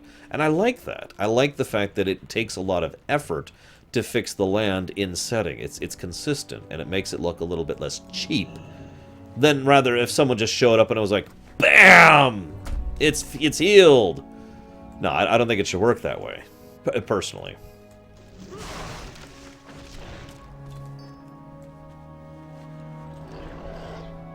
You know what, Norlex? We need our own planet. With blackjack and hookers. In fact, forget the planet. Wait. That doesn't actually work that way. Hey, Marley. Welcome back. Wow. There are not a lot of these running around, are there? So yeah, most of these quests we're doing here are establishing what I just talked about. The idea of slowly working our way through this whole area. And, no, I do not, Kay, sorry. And trying to actually monitor, maintain, and improve the terraforming process here. This is also the kind of situation where druids would probably be here for years afterwards, just to make sure that it doesn't get lost back to the wasteland. As anyone can tell you about Desert Drift? Is that what that's called? I can't actually remember. Shoot, I suddenly can't think of the term. There's a term for this, and it's a real-life problem, but not really that much of a problem on Earth. No, Reach. I have not. Although the only thing that would be worthwhile for me is some of the mounts off of some of the raids. But anyways, oh... So, I can't think of what the term is for it, but there is an idea that basically says that under the certain circumstances, which basically involve wind and sand, deserts will naturally spread, and kind of because of the spread of the desert, and because of the reduction of hydration in new areas, deserts will, under the right circumstances, continue to spread, and spread, and spread, until the entire world is basically non-arable. This is still theoretical in real life, because obviously in real life we've actually had the opposite problem. Is it desertification? I do not remember what the actual term is. There's a term for this. But it's this kind of thing that we have seen on other worlds, and it's the kind of thing that has been used in fiction extensively. And it's an idea that I also like. The reason I bring it up is it's an idea that's present here. They actually mention the idea here. That there are several very... It's only a little bit different, Ricky. There are if they didn't constantly maintain Desolace, desertification would continue, would just retake the land almost instantly, at least until they had completely reclaimed the entirety of Desolace. So that, bordered by the south with Feralus and north with Stone Talon, it would be able to self-sustain itself. So that's like the goal here. So no, I haven't really gotten into the Star Citizen stuff yet. I'm waiting until the game actually comes out. I haven't decided if I'm looking at No Man's Sky yet or not, and while we're on the subject. It's on PC, so that's a plus. I guess that's more your guys' decision than mine. Oh, excuse me.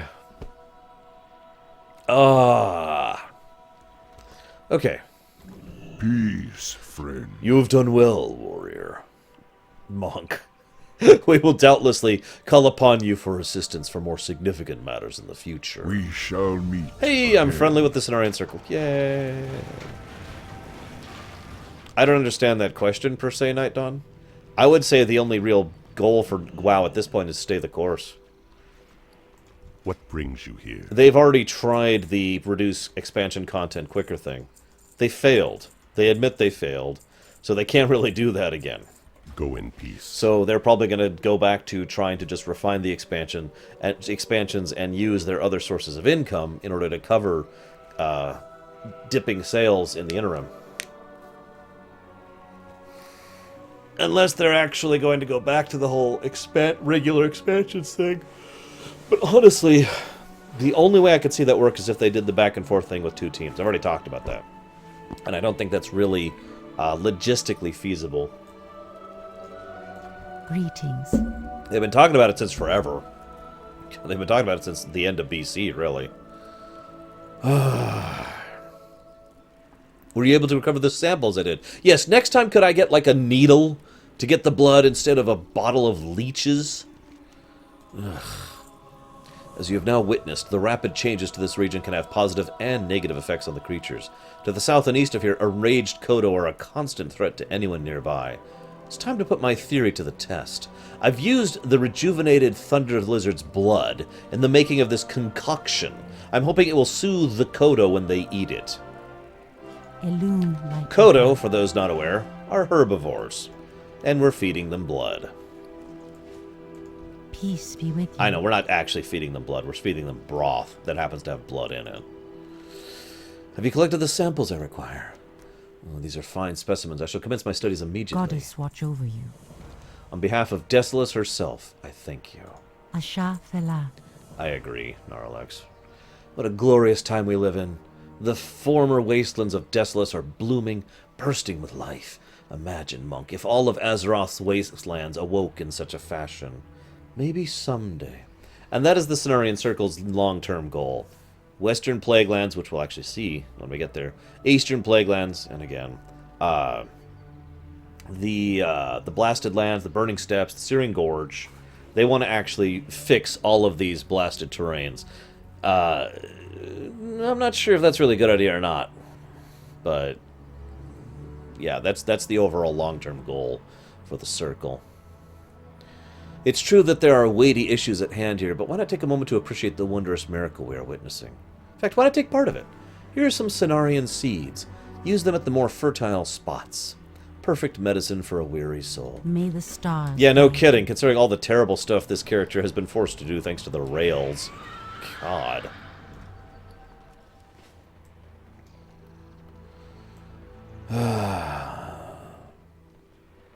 That's true, Permeus.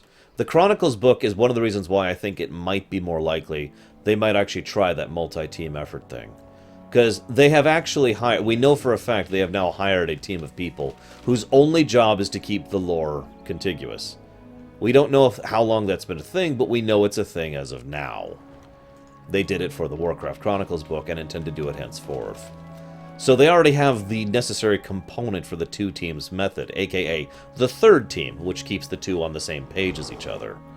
So it is actually possible. It is actually possible for us to reach a point where they do have the two teams and they do start punching out expansions.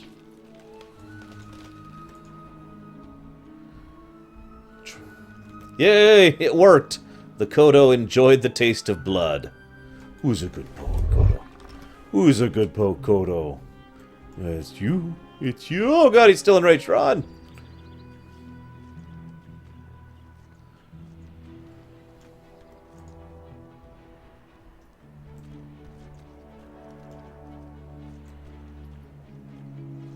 Yeah, no kidding, Ricky. I agree. Every long-term franchise has done that team who keeps the canon together thing. Well, that's why I say Norlex. I don't know how long it's been in place. I just know that it's in place now. I would say it's been in place since BC because of BC. But Warlords, you know?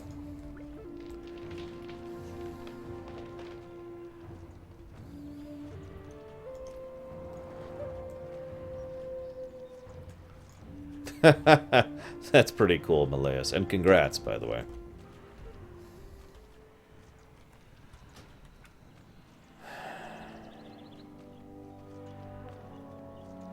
Rory, have you ever played TIE Fighter or any of those old games?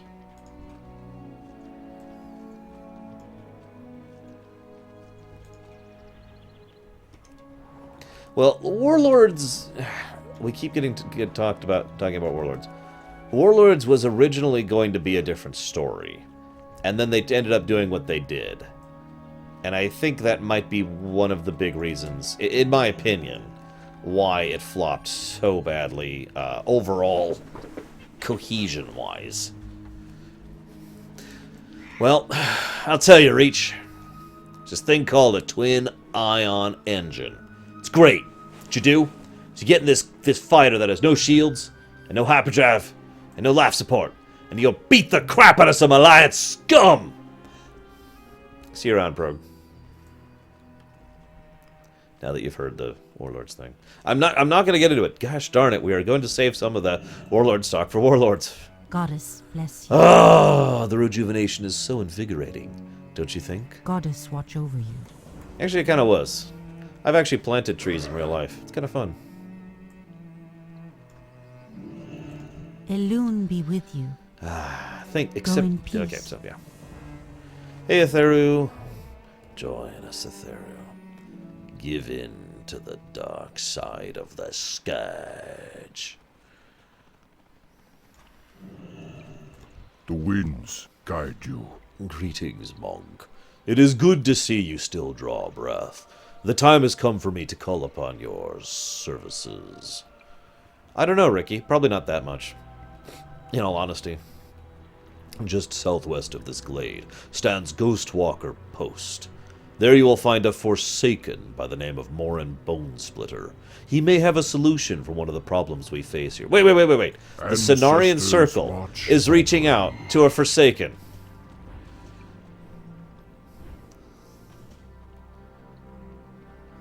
Yes, we will, Fallout, sadly. I am honored. I have heard of your exploits here in Desolace. We are in your debt. I'm afraid I must involve you in yet another crisis, one more pressing than the rest. The landscape is not all that changed here. Old conflicts have made way for new, more dire ones. I shall allow our guest to explain further. Behold! A centaur! Khan Lepra is among the last of the Kolkar tribe that were once possessed all of eastern Desolace. We found him near death on our borders. Listen to his words. Good luck, friend. Hi, I'm a centaur. In lore, centaur males don't actually have lips. That's why their faces look that way. Okay, so, No, not Druid of the Spider. Dude, Forsaken would be a perfect example of Druids of the Snake. Think about it.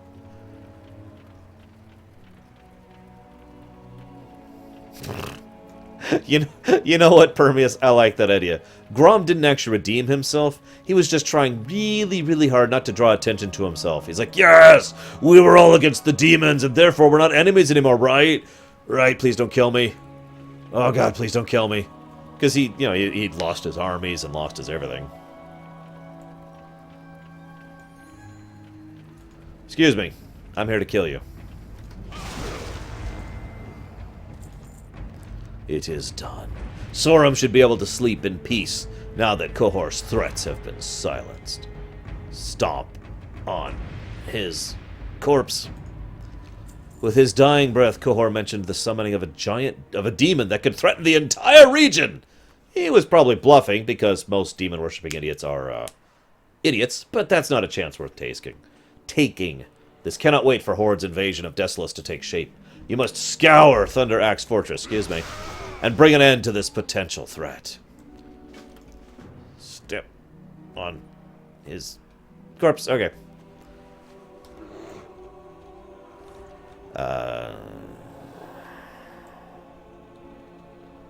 Is it in or up? I can't actually remember. Let's go in. I think in's a good example. In's a terrible idea. Back out. Back out.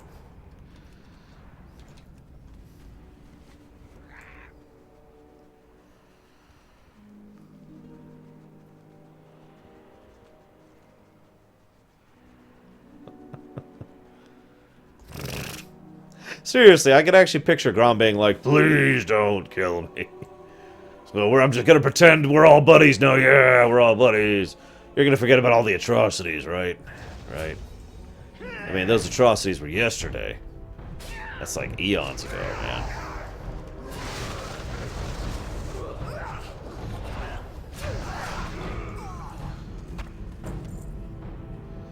Wow, I just got a whole bunch of ears.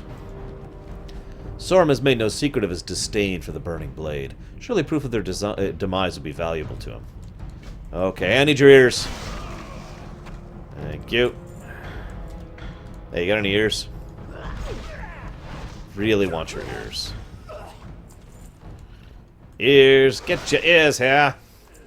Orc ears, human ears, night elf ears, forsaken ears, doesn't matter. Although a lot of these are orcs at the moment. Okay, what do we got here? The Burning Blade must not be allowed to succeed in their plan. It is most fortunate you took the time to search for this. No one would have expected the Burning Blade to be in possession of something so powerful. So it's true. The parchment you discovered in Thunder Axe Fortress details a powerful summoning ritual. One stronger than the Burning Blade have ever been known to possess. It's almost like they're actually secretly part of the Shadow Council, and not just a secular group like they pretend to be. Clearly this rite must be stopped at all costs. Perhaps if the demons were summoned forth prematurely, the crisis could be averted. Well, now I need bleached skulls. Whoa! I'm a demon. Guys, this explains everything about our Pandaren character. Look at this. This is so logical. This makes a disturbing amount of sense. Oh, dude, I even have a roll animation. I'm only getting one ear per person.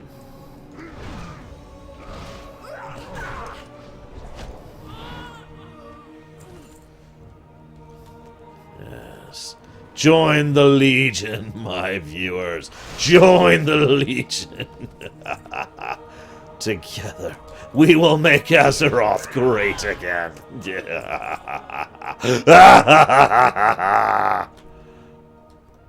I have to admit, I am a huge sucker for wings, so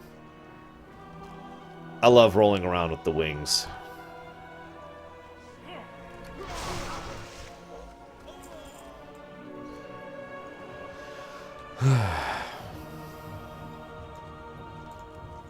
Oh, sorry, Hylisk. Sorry. I'm doing it manually right now. So there's your, whoops, there's your answer.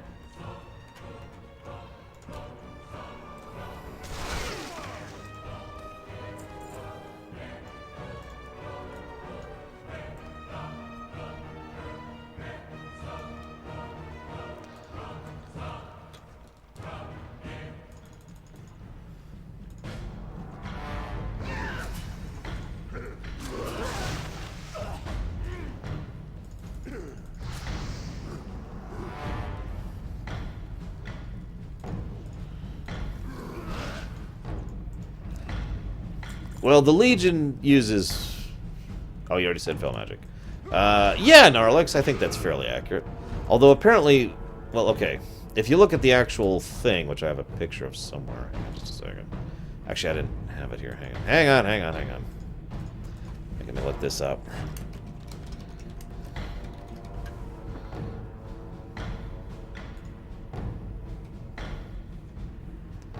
Damn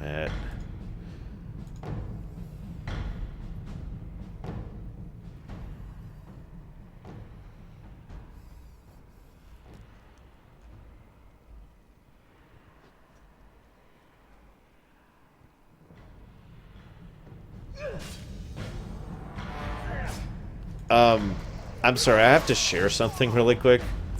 Some people ask why I get so defensive about WoW.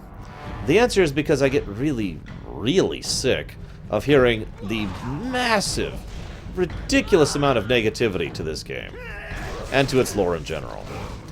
If I could give you a direct example of what I'm talking about. I'm looking up this stupid picture so I could share it with you guys, right? And the first thing I see is someone talking about the new WoW Chronicles book. And the person says, well, honestly, any crappiness in the WoW Chronicles book is to be expected. This is not a passionate writer carefully fleshing out a cohesive fantasy world. This is these books are merchandise under the same budget as t-shirts and bumper stickers. I'm guessing the people who churn out pulp for a living are given an outline, then write WoW lore with little to no expectation of reading them or reading any of the previous stuff. The WoW fanbase is far more concerned with the continuity and quality of the story than Blizzard ever will be.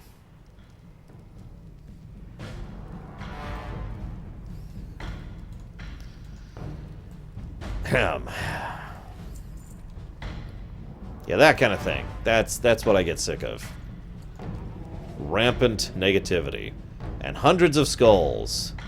Which, oh god, that really is. Oh god, hi. Hi. It's okay, I'm a demon too. I'm a demon too. I'm demonistic or something, I don't know.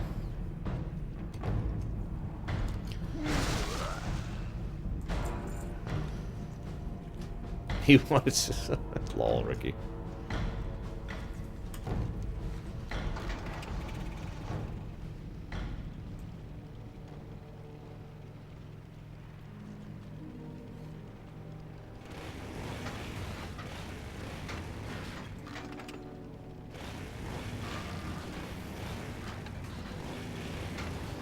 Oh, oh.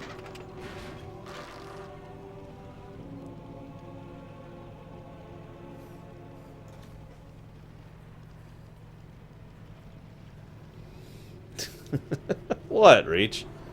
You don't like having giant purple-black wings? Is that just me? Am I the only one who enjoys that?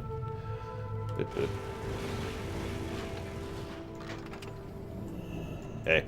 I have one-of-a-kind items. You diverted what would have been a serious crisis, Monk. If that summoning was delayed just a bit longer, the demon would have been far too powerful for our small force to contend with. Please accept this gift as thanks for your service. Remember the sun well. What have you there, Monk? Ears of the burning blade. Well done, Monk. This is just a shadow of what we will soon become of that vile cult. Salama Ashalanore.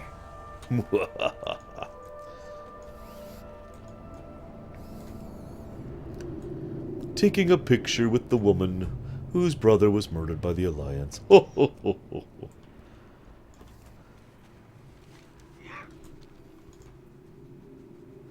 ho. Toaster, those are our current donation incentive for which outfit we'll be doing our transmogs on when we get back to our main characters. The so-called slut suit, the Crayola suit, or Skittles suit if you prefer, and the normal suit.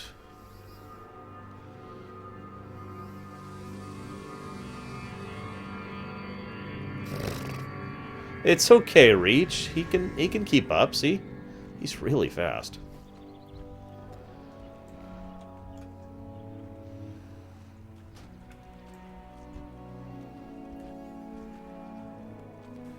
Yeah, sure. Here you go, Octavian.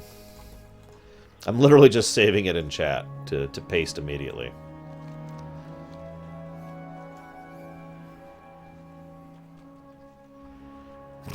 It's a thing for how we appear, Toaster.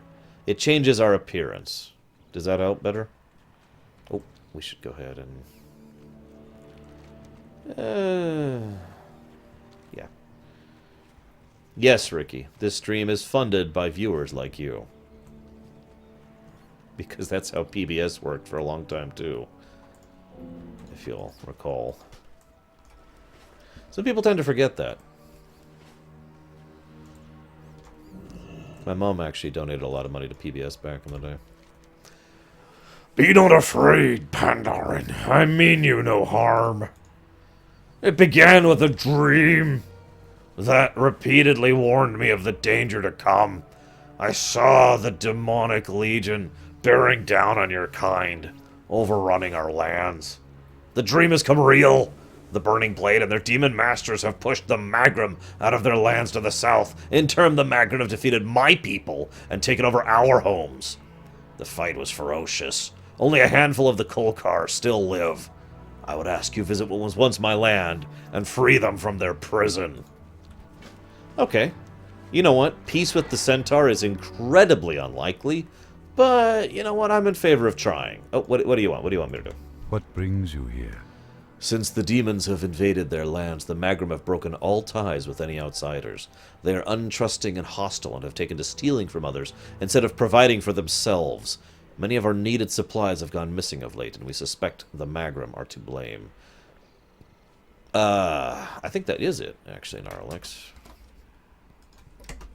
That is the one! Holy crap. Please, Iron Man, go to our land in the east and May the search for our stars belongings, and then get stuck on a route. So, okay, this is what I thought. So, according to the new, the way that magic works, the new cosmology of Azeroth as detailed in the WoW Chronicles, the Undead and then the Scourge apparently don't actually use Void power. They use something similar to Void, but they don't. They actually use necromantic energies, which are their own completely separate thing, in the purview of death. The Void is over here, down at the bottom, and Fel is up here in the upper right. So apparently they actually are distinct. I thought so, I just didn't want to say so without being 100% certain on that. And death and undeath and necromantic energies are the exact opposite of nature and natural energies. So, and hello, printer.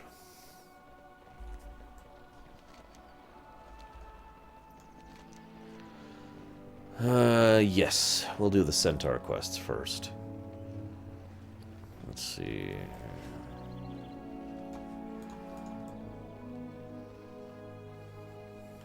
I don't know, Toaster. Probably about an hour-ish, maybe a little bit more. I was hoping to get the whole zone done today. I might not. I've still got to do the centaur stuff, and then the Maraudine stuff, and then the troll stuff, and then the orc stuff, and then a fairly large dungeon, so yeah.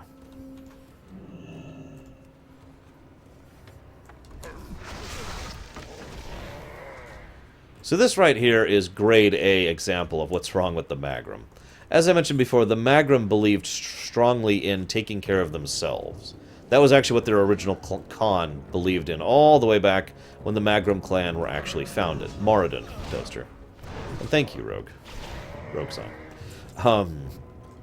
So the Magrum were all about, you know, might, killing, might. And it got a little bit extreme because all of that kind of stems from cultural stagnation. The idea is, originally the belief was the Magrum clan was all about providing for yourself. That was the original ideal of the clan. Then that just kind of devolved over time into kill, might, strength, might, kill, strength, kill. And it's kind of logical to see how that happened, but long story short, these people barely can speak, barely coordinate with each other, don't provide for themselves at all. These are probably the most barbarous group in the entire setting, specifically the Magrum Centaur. And Centaur in general are already fairly barbaric.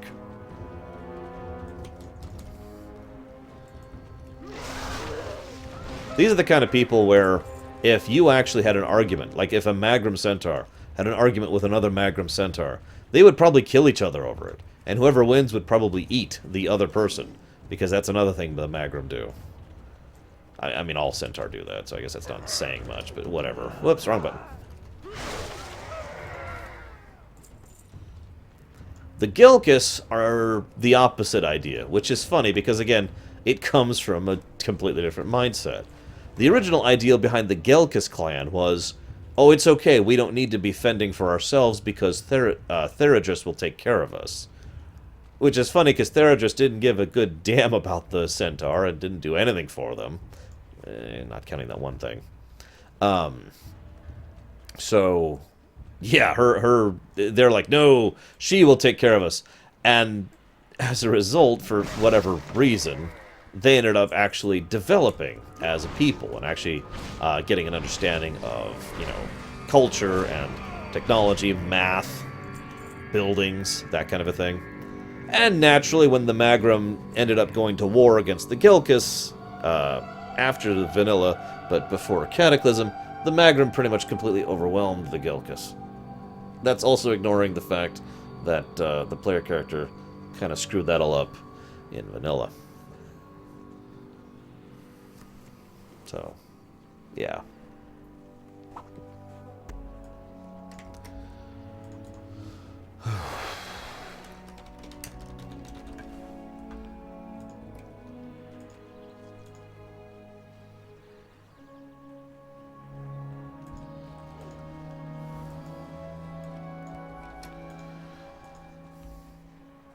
Did Gilkis give less exp? I don't even remember. I always picked... Well, I picked Magrum once to see the other side of it. And then I went with Gilkis every further time. Because of course I did! I am listening. Were you able to find our belongings? As we suspected, Magrum have been stealing our supplies. We should guard them more closely. Go in. Reach, you can try all you want. Theoretically, every single link should be banned from now on and forever. Oh. Oh. I do find it interesting, though, that the Gelkis, who were insistent that someone else would take care of them, are the ones who figured out how to take care of themselves, and the Magrum, who insisted that you have to take care of yourself, are the ones who ended up being basically leeches, parasites, culturally, more raiding and plundering than actual producing. Forgive me, I have something on my glasses and it's really bothering me. Here, I'll try to read while I do it. I thank you, Pandaren. Our tribe might not have survived without your aid. Now, these are the Kolkar. The Kolkar are different from the Gelkis or the Magrum. They're... we'll see as we go through it. Let's just leave it at that. We're going to be doing the whole centaur chain here, and you can decide for yourselves how this works out. The irony is, any given centaur leader who lived strong enough could turn the entire...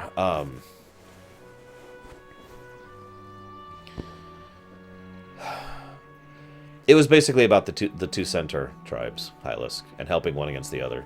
The trolls had a couple things, the night elves had a couple things, otherwise this zone kind of sucked.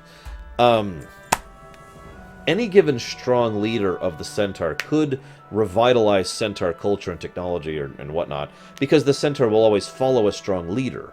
So any strong leader who maintains leadership long enough could theoretically shove them forward, literally drag them kicking and screaming into things like domestication and farming and production and smithing and all that kind of stuff.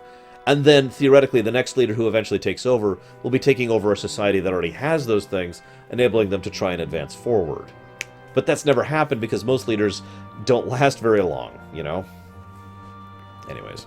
There is but one way to win the trust and loyalty of the Magrum. It must be beaten out of them.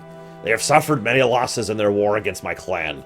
They now possess unfamiliar land where they struggle just to feed themselves. It's time to strike. Speak to me when you're ready, then ride in and plant my spear on the Fatherstone. Okay, let's do it. I am riding a centaur.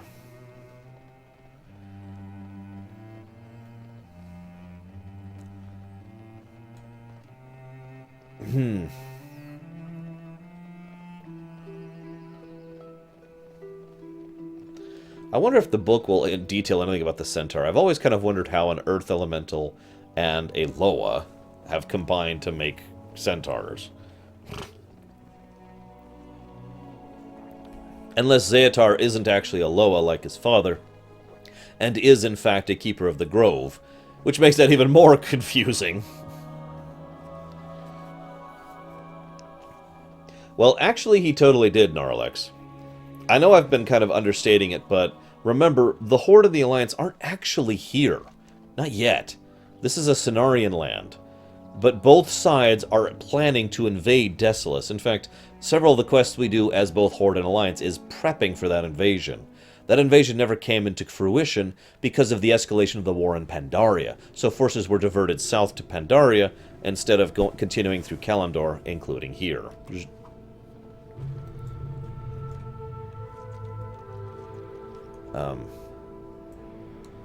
Okay.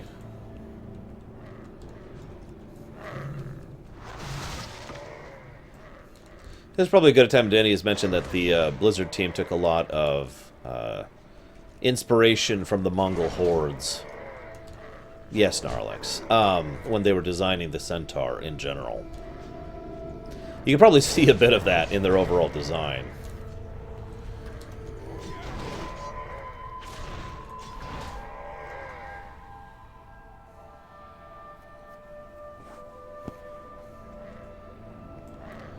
Oh, that sucks. Now I'm gonna have to check Permeus as soon as I'm done, defending this spear.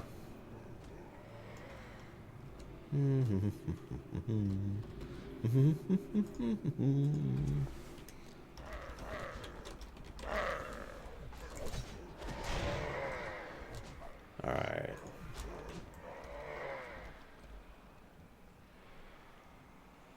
Did we do it? Enough!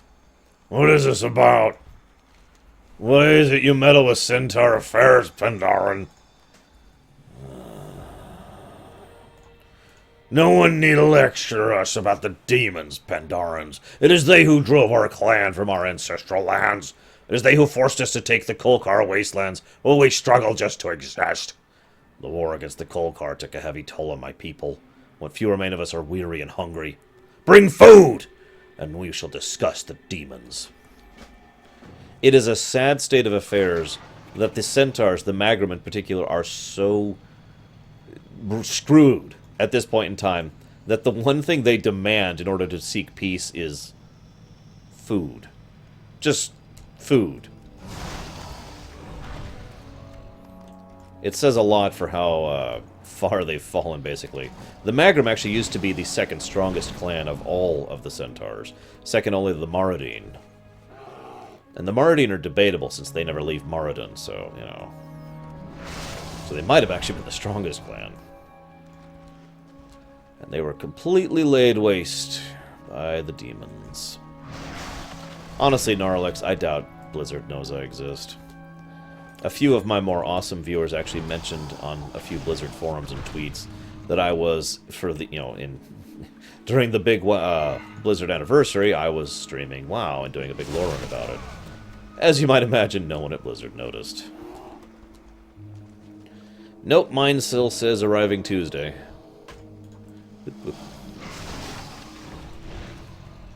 But I do find this interesting since before this, it might have been more of an issue to provide food for these people.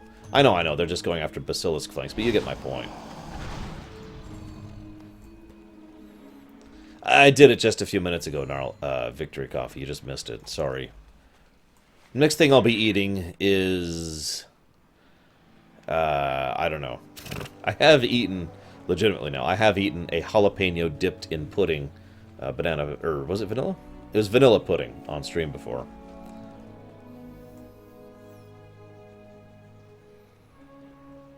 You might be like, why? Well, I had just been to the grocery store, and I was streaming, and people were like, oh, what do you got? And I was like, well, I've got a big old jalapeno, and I've got pudding.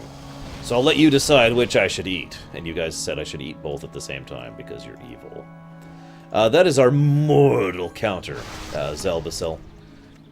That is for how many times various characters say mortal within this setting.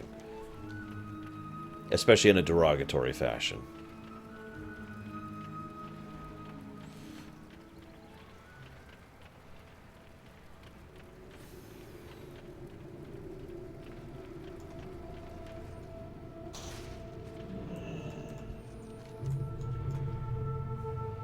Have you brought food for my clan, Pandaren?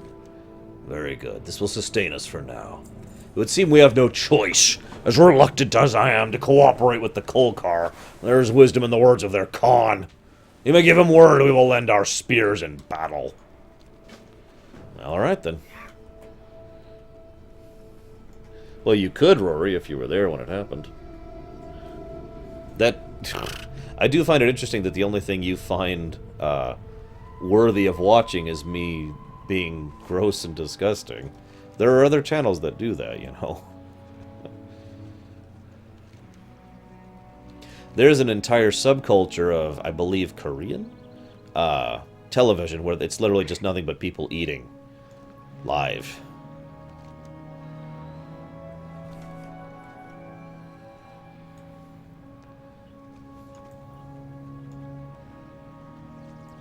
We'll get to Helcular when we get to the Hillsbred area, Narlax. You know what I don't remember fondly about Desolace? I don't remember Desolace fondly because of trying to find frickin' Rexar every frickin' time I came back here to do that stupid frickin' quest. You have done well, monk. Now we must convince the Gilkis. The Gilkis,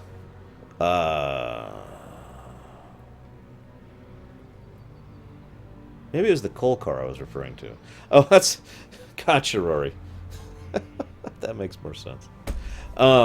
The Gilkis reside in southern Desolace. They are just as stubborn as the Magrum, and they have not suffered war and relocation. They are considerably stronger. Humbling the Gilkis will require an extreme show of force. Khan Shodo and his 3 sons rule the clan. Shodo is aging and suffers from war wounds. He never leaves the depths of his cave. The strength of his rule lies in his sons. Slay them! Persuade the Khan to commit to our cause. I don't think killing his children is the best way to convince him to join us. Yeah, sorry, Callan. There you go. Sorry about that. I need to just make that like a command or something. I'll automate that later. We're going to leave that up for several days. What brings you here? Hello again, monk. I have received news that Shadowprey village is in need of assistance. Our hands are more than full here, so I must call upon you to travel and be of assistance to them. The village lies on the coast to the southwest. Walk with the earth. You know, I never figured out exactly why Rexar was in Desolace. Really. I mean, I get the quest you did for him, but why he was here specifically, that never made a lot of sense to me.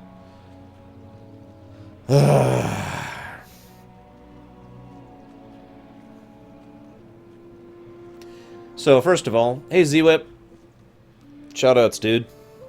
Welcome to my stream, so to speak. I know you're a lurker, but I always like hearing from you guys. Really, I do.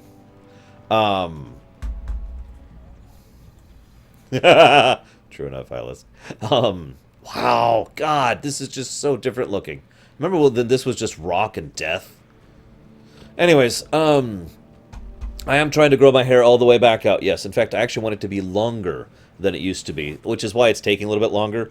I'm growing it, and I'm taking care of it. I'm using a few different... Wow. Haven't heard that in a while.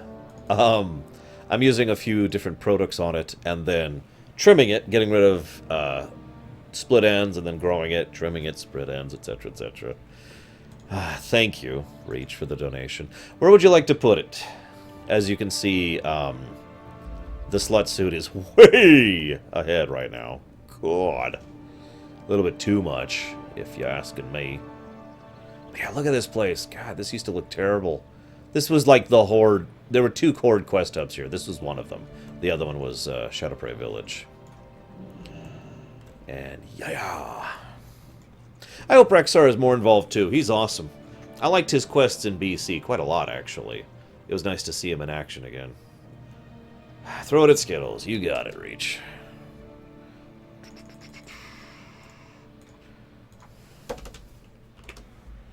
Thank you again. So, attunements. For those of you who don't understand why I'm so pissed off, Rexar used to do this. See how my mouse is going? This is a big zone. I don't know if you're aware. So he would just do this. Up and down the whole frickin' zone. They might think, well, that's easy to find him. Well, A, Alliance players would kill him regularly, at which point he'd start down here and go back up. And B, he moved at a weird pace. So it was actually hard to, catch up with him. Furthermore, he was critical to pretty much the entire Onyxia quest chain for the Horde. Now let me make this clear. The attunement quest for the Alliance to do the Onyxia was actually pretty awesome. You found this legendary human hero, Marshal Windsor, I want to say, and you get him out You get him out of BRD and you rescue him, and you help him to get these dragon runes, and you fight against the Dark Guards, and you uncover this conspiracy where some people, some of the Black Dragons have convinced some of the Dark Iron Dwarves to capture this man just to keep him away from Stormwind. And then you go there and, oh my god, it's Onyxia. It's this big, awesome quest chain, right? The Horde quest chain was a lot less interesting.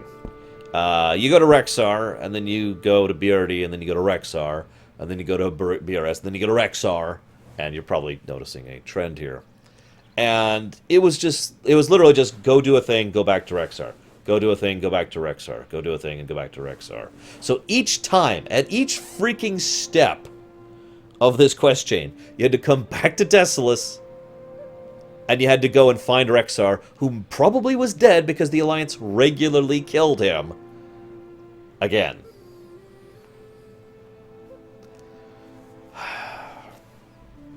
But yes, Hylisk, this zone used to be very not green. Very. In fact, correct, King Goldar. So, you see like that? I've kind of got... Hang on, let me chop all the green off the screen. This area right here is what Desolace pretty much used to look like everywhere. Gray and brown, and that was it. It's actually really nice going through Desolace nowadays for me. It just feels like a nice breath of fresh air after the nightmare that once was. No, we haven't, Darker. We are going to, though. This had better be good. Greetings, monk. It's good that you've finally arrived. Our time will come. As fate would have it, there's a special deed that needs doing. One that will benefit the Cenarian Circle, as well as myself. You see, I am under pressure to create special concoctions, shall we say. I believe my work to be complete, but I have to have it tested to be certain. The target of this test is to be the Naga who threatened this region from the west. Their demise would surely aid the Circle.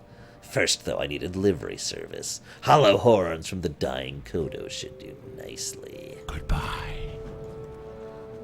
Dude, I don't know, Rory. I am ever your dancing monkey, as I often say. I suppose it's an audiobook thing, you know? Greetings. Hello, Kamek. Pardon me, Pandaren. I am in need of help. I have just finished filling an order for harnesses that must be delivered right away. I'm a bit old for the trip, especially considering how dangerous things have become lately. Would you mind? They need to go to Smeed. Oh, sure, Ancestors watch over No you. problem. But before I do, I just want to encourage Kamek to say all of the off-topic stuff he wants to. Let's talk about Dragon Age.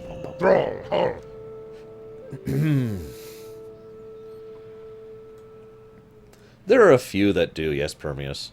There are also some that have tragic outcomes. Like, not evil, just tragic. Like, oh, those poor Forsaken. I feel so bad for them. The demons are on the move, Pandaren. If nothing is done, we'll be overrun in a matter of weeks. I've just returned from Manarok Coven, where the infernals are falling from the sky. We need to buy ourselves some time. Get down there and pick up where I left off. For the Horde. Here it is, the Hand of Erikos. Got it myself from one of the Burning Blade leaders. You must possess it if the demon portals at Manarok Coven are to be banished. Hey, Jinja Ninja. With the demon threats increasing, we must close these portals to stem the tide of demons to this world. Go forth to victory.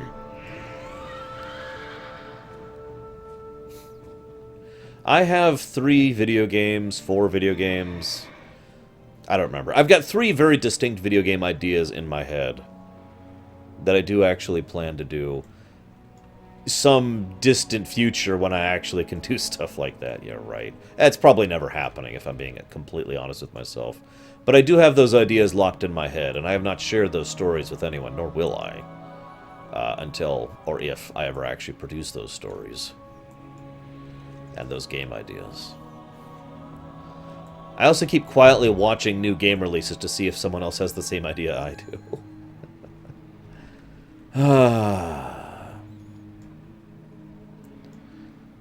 Also, Chemic, if you finish Dragon Age 1 and 2, you should totally go watch my Lorerun about them. Seriously, I don't spoil anything about Inquisition in them, because Inquisition hadn't come out yet.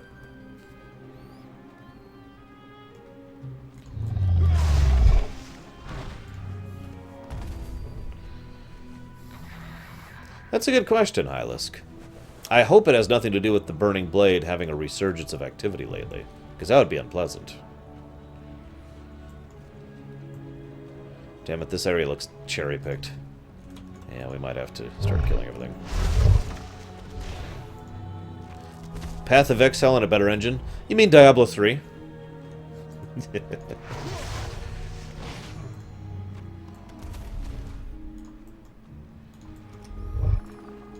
So yeah, like I said, this is a graveyard. Kodo graveyard, not a people graveyard. Don't be silly. People don't matter! Ah. This is kind of the equivalent of Dragon Blight, except for Kodos. What's interesting is, to my knowledge, there's no Kodo Loa here. Even though we're pretty sure there was a Kodo Loa all the way up in Sholazar. Kind of makes me wonder.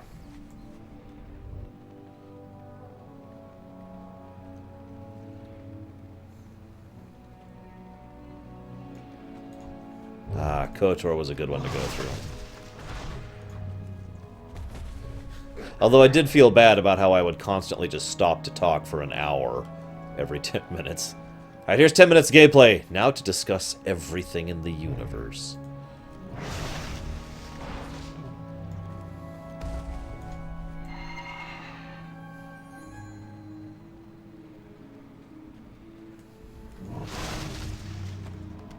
Damn it.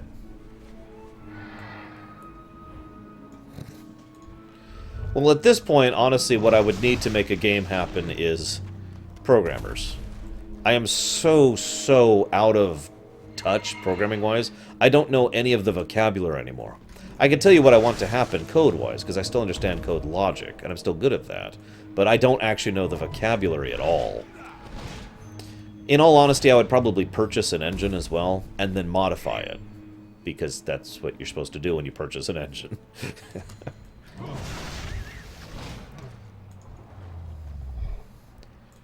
That is correct, Hylisk. 0 green. El Zulchu. And we've fleeced every single Kodo here. Yay.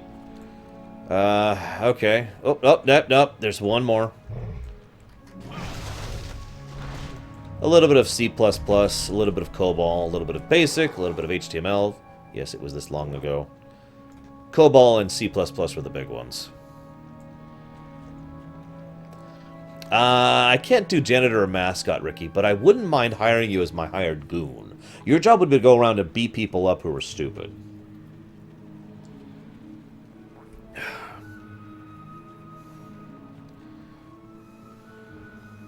To my knowledge, yes, Starch Monster. As long as that Loa is still, in some way, internally connected to that location, they would still be affected by things that happen to it.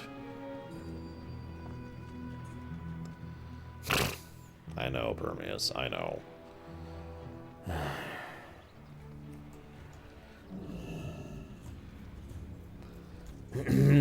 Time is money, friend. Ah, my harnesses. Thanks, Fred. Keep it real. Bibley thinks he's the only goblin in Desolace who knows how to make money. Well, the only caravan brave enough to travel these parts relies on me. Ever since I learned how to rejuvenate and control aged Kodos, which he did back in the vanilla,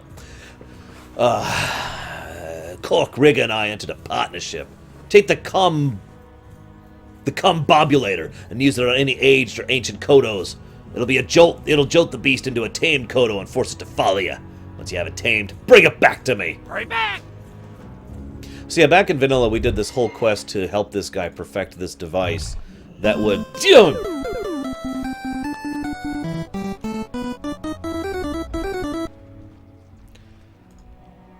do this.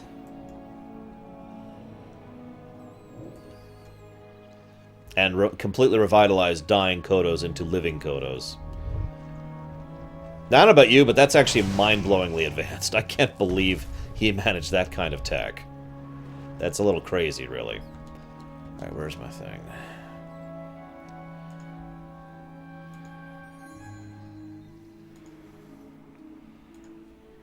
Well, thank you, Ginger Ninja. Ladies and gentlemen, I am the first person Ginger Ninja has actually donated to. I actually feel kind of special, so thank you. Damn it, that's not gonna work. And you know what? Just to even things out, I think I'll put that towards the normal counter, if that's okay with you. We'll kind of even things out a little bit here. There we go. We've already got way too much for the slut suit over there. Come on! Come on, Kodo! Come on! I know Kodos are faster than that. I have several. Ah, the wonder sound of Kodos. Love the way they make the ground shake. Inspect the beast for me.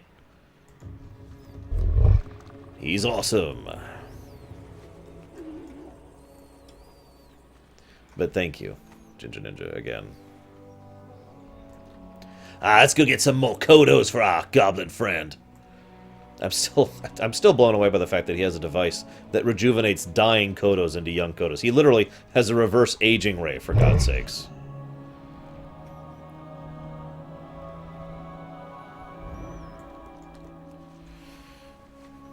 I know, right, Hylisk? I never expected one suit to be just winning like it is right now. I really didn't.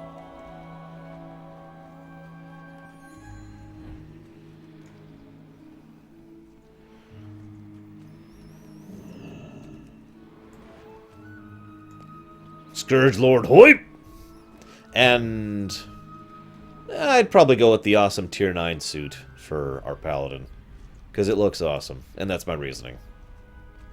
Correct, our next zone will be Feralas. Our next zone after that will be Thousand Needles. The odds that we will do that today are non-existent. But that will be our tomorrow project. We'll probably be finishing Desolace tomorrow at this rate.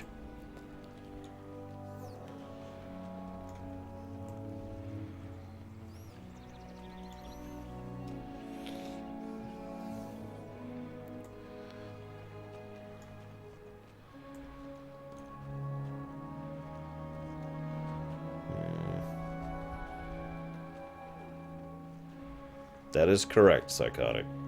I actually did some serious looking into trying to figure out some gear to Mog for our monk and our our druid, and really it boiled down to good night, Jemke.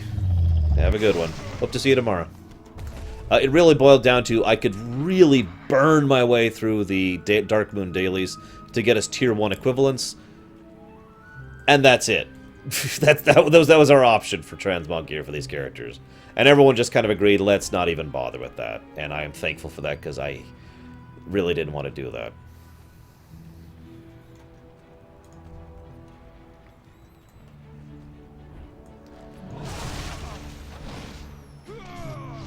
Oh, that reminds me. Someone asked me about my opinion about X-Files earlier. And I mean earlier, like a few hours ago. And my mind is terrible, and I just remembered it. Is that person still on right now? Because, I mean, you know, I can answer that now that I've remembered the question. Yes, Ventures. The only way to get it is the lookalike stuff from the Dark Moon Fair now. That's your only option as far as that goes. It's literally impossible to get, other than the lookalike gear.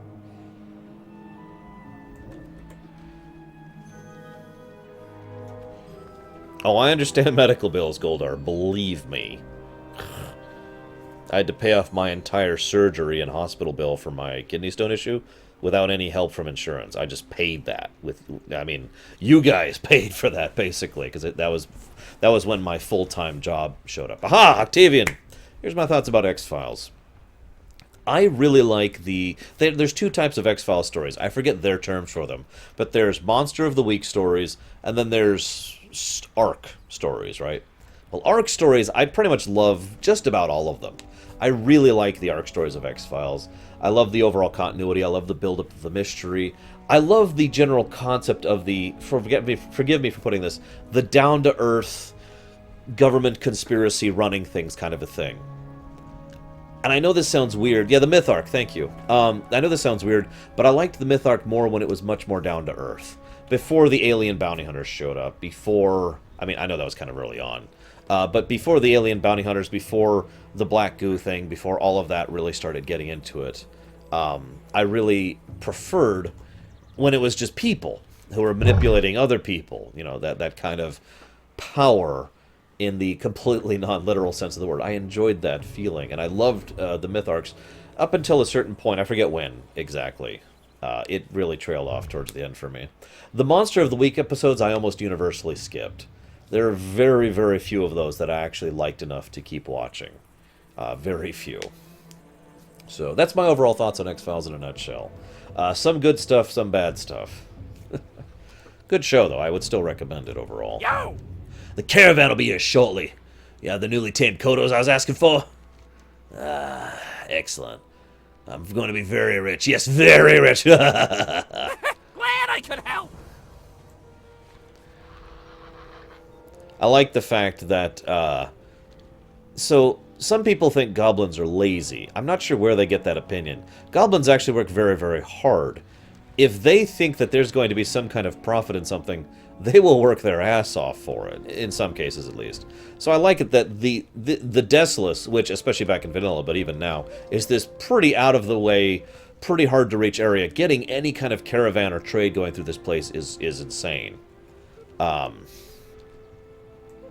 so, I like the idea that the goblin is the only one who actually is willing to dare the craziness of the centaurs and the harpies and the demons and the burning blade in order to actually, and of course just the weather, in order to actually run goods through this region.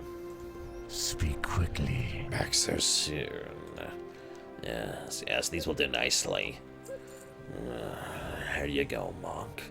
Bring me to Carnum. It's all up to him how he wants to use them on the Naga. I'll be watching to gauge the effectiveness of my formula. Beware the living.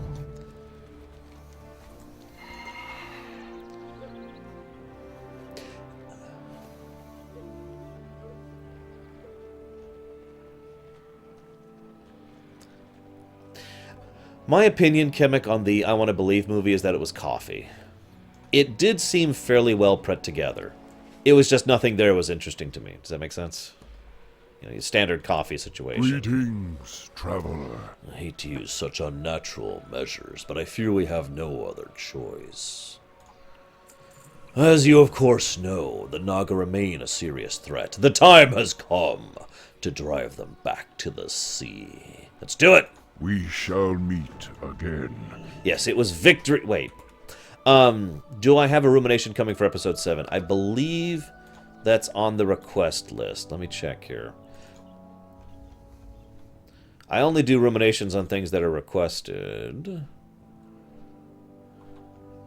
One way or another, I will not do a rumination on episode 7 until it comes out on Blu-ray. Like, that's a flat requirement of mine.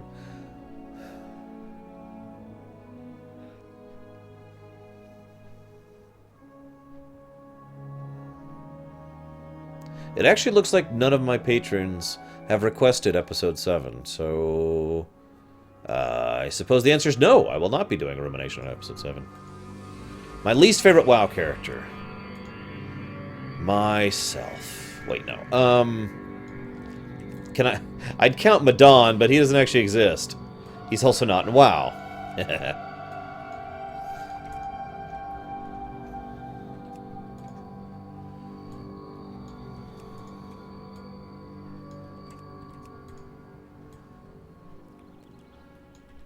Nah, I've basically closed the floodgates, so there's no actual requests at this point. I pretty much have all the requests I'm going to have. I already have literally a year's worth of requests to do.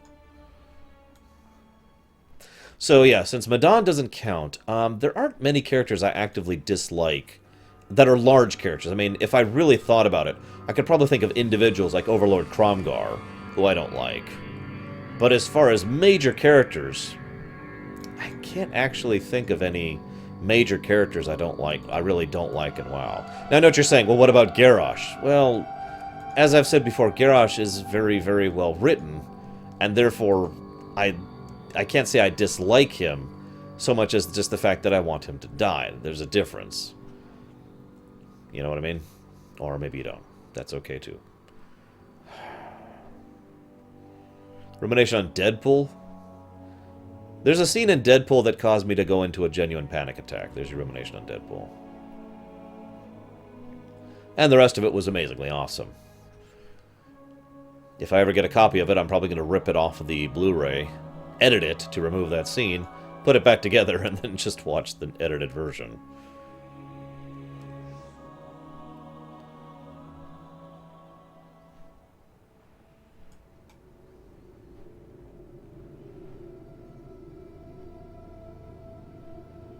Come on, I just need another giant.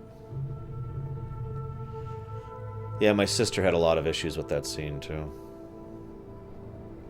There's one over there. Can I hit that far? No, I didn't think so. If I could be any WoW race, not just a playable race. Ooh. I shall be a Titan! No? Okay,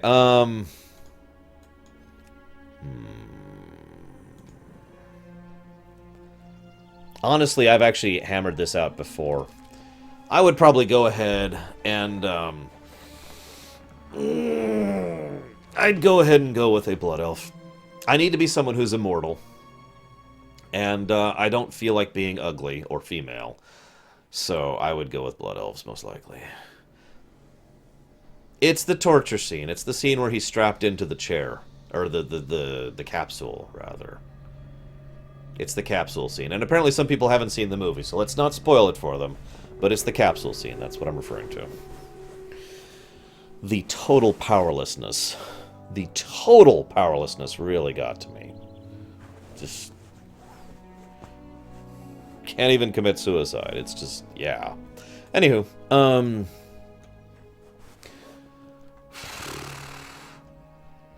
why are you trying to get me grinded seal meat? The winds guide you. Your deeds continue to impress me. Please accept this gift on behalf of the Cenarian Circle. Ancestors watch over you. Alright, so we've kind of dealt with the Naga, and we've kind of dealt with a lot of things, actually. Let's see if we can go deal with the Burning Legion and the Centaurs. And that would be nice. Maradon is a child who is the most powerful character in the entire setting, who came out of absolutely nowhere and is literally the love child of one of the most powerful mages of the setting, the best assassin of the setting, and the writer. He is one of the very, very, very, very, very, very few multi-class characters in the entire setting. And he stood toe-to-toe with things like Chagall and empowered Chagall, and basically beat the crap out of him by himself. In short, a lot of people don't like him for, the more obvious reasons, but even by the definition I use for a Mary Sue, which is also much, much more restrictive than what most people toss out that insult for, he still qualifies.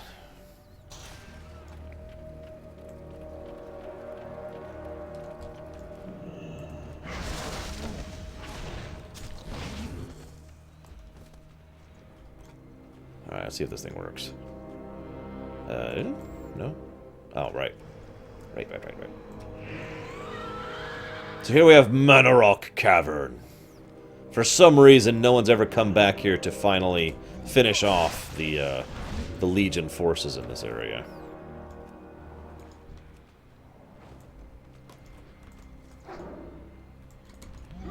Even though, we've had years to do so. Granted, they've been a busy several years, so maybe we just literally haven't had time to come here and do it.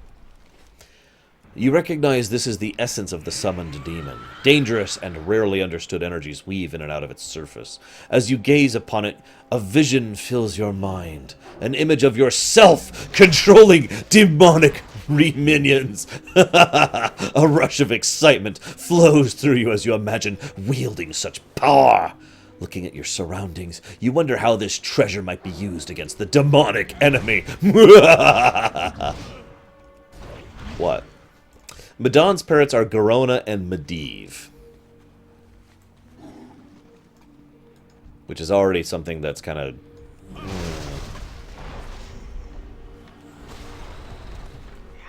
Bacano. What is Bacano?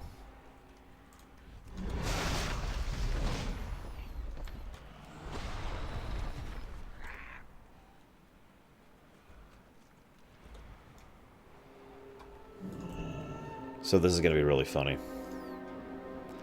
That's a big old elite Doomguard. Who is now mine.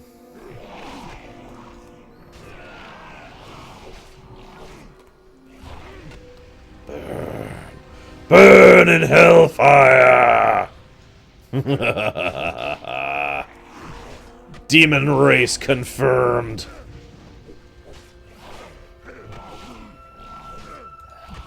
Yes, feel the power of fell magic. Yes, soon, I shall be a demon lord as well. Garona is a half Draenei, half orc assassin who is probably one of the best assassins in the setting. If not the best. We don't see her much because she was supposed to be a major role of Warcraft 3, and that never happened. And she was supposed to be a big role in the WoW, and that never happened either. You should be proud of how you manipulated the enemy's power and used it against them. And how amazing it felt to manipulate that demonic power. Oh yes, yes, you can't even wait to use it again. Soon, all will bow before you. Ham. What's funny is Garona actually looks really different than other orcs, and yet they didn't give her a custom model in WoW. So she looks like any female orc. By the way, in lore, she does not look like any female orc, because she is a half-orc, half-Draenei.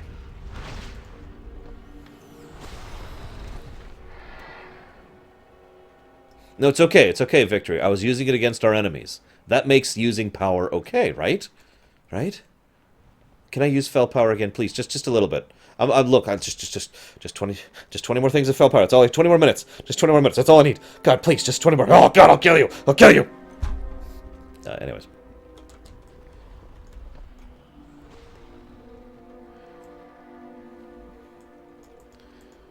I'm not sure, Gnarlex.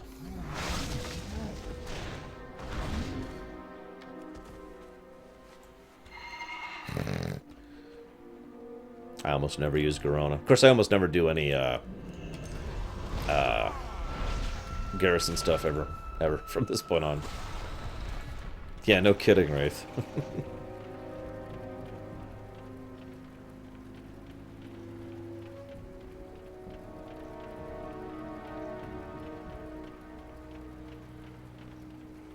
Hey, Sergeant Nika.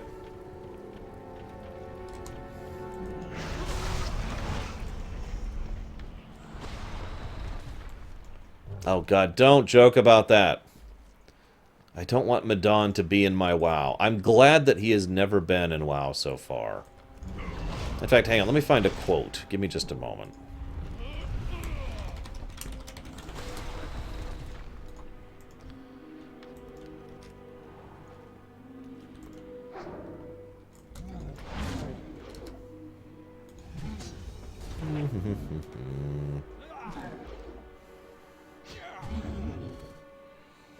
Oh yeah, Maradon also restored the Atish. Oh, he also became the Guardian of Tirsafal. Just a few other things that he managed. He's like 15, I think, 14, something like that. Oh, my bad. Apparently they actually have figured out his age. He's actually 23. Wow. Never mind.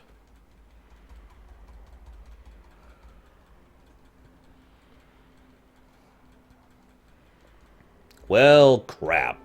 Apparently there's a new quote here. Mickey Nielsen, who is one of the, yeah, that's exactly what I was just looking at, Gnarlex.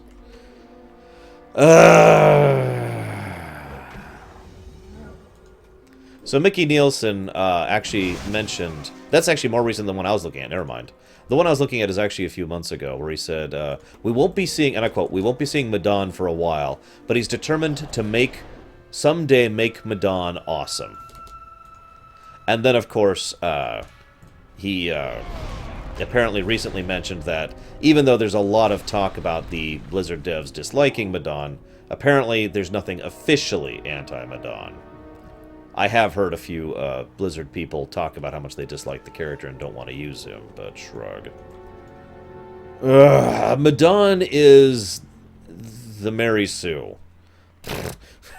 You guys, if you guys know me, you know I hate to toss that phrase around. I hate calling things Mary Sue. It's one of the biggest insults you can give to any writer, and I hate misusing it. I hate how other people misuse it. But Maradon is a frickin' Mary Sue, even by my stringent definitions. He is the love child between Garona and Medivh, who is also a guardian, who is also a shaman, who is also a priest, who is also a mage, who can also channel magic powers of void and fel if he chooses to. And he became the guardian of Tirsaphal, and at the age of 23, he beat Cho'Gall, or no, I guess it would have been like the age of 22, excuse me. And he beat back Cthulhu and his forces, and he reforged Atish by himself, even though Khadgar has it.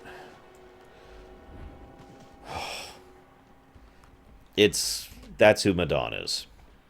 Yes, he is a bad role player. That is a great way to put that. He's some amazing, perfect guy in every way.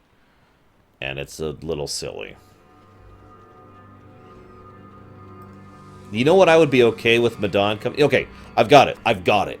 This is how Maradon should show up in WoW. We should have a quest where Maradon shows up. And like, okay, so the camera swivels!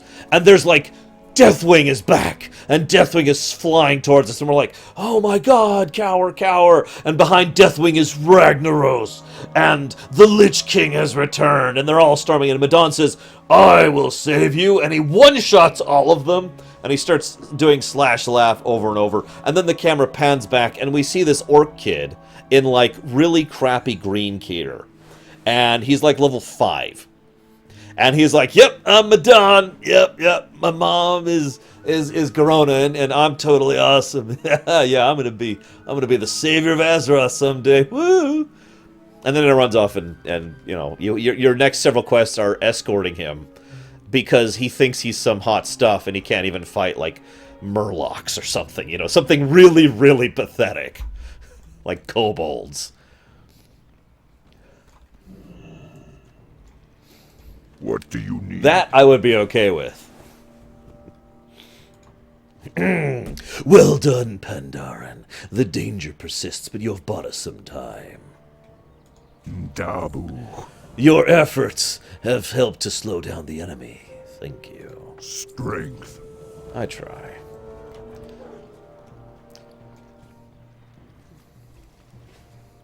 I don't know. The voice actress for Garona makes me think that wouldn't be a good thing. There you go, Ogre Starter Zone. Just Maradon shows up and is like, oh, I'll save you, Ogre! And it turns out that he's actually, you know, just some pathetic level 5 nothing.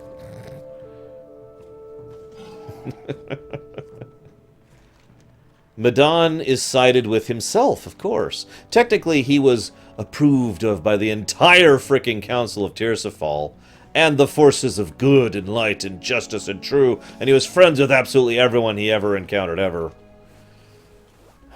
Seriously. But yeah, picking a side for him is kind of hard to do. What's this quest? What's up? Ah, we're going to Hurry actually skip back. that quest. That's not relevant. This quest is relevant. Yeah, we're going to go and do this, and then we'll probably chop it off for the night. Well, actually, yeah, we'll do that quest, then we'll chop it off for the night. Yeah, even Varian liked Maradon. Oh my god. And, yeah, I agree. Anduin is Maradon done properly. He's not a Mary Sue. He's not well loved by everyone. He's not some amazing guy of amazingness.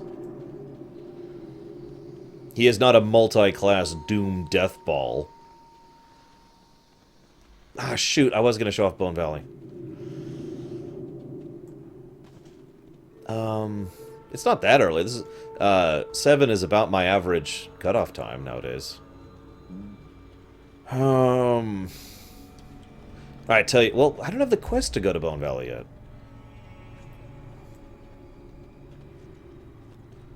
Maybe they're over here, and that's what I've been missing.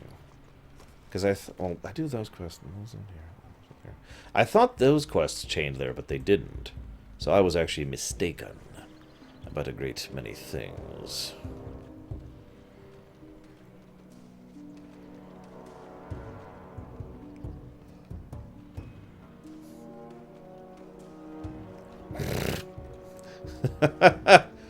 Wait, so I got it, guys. Rory gave me the idea here. Why not we're questing one day, and there's just this orc corpse lying on the ground, labeled Maradon, Savior of all things, or like Super Amazing Boy, or something like that. And that's his title. And he's just a corpse, and that's it. No quest related to him. No nothing. There's just a corpse there. And that's how Maradon is in World of Warcraft. Actually, I'm writing on a jade panther. It is literally made of jade, as you can see by the reflections there. And it's got some gemstones carved into it as well.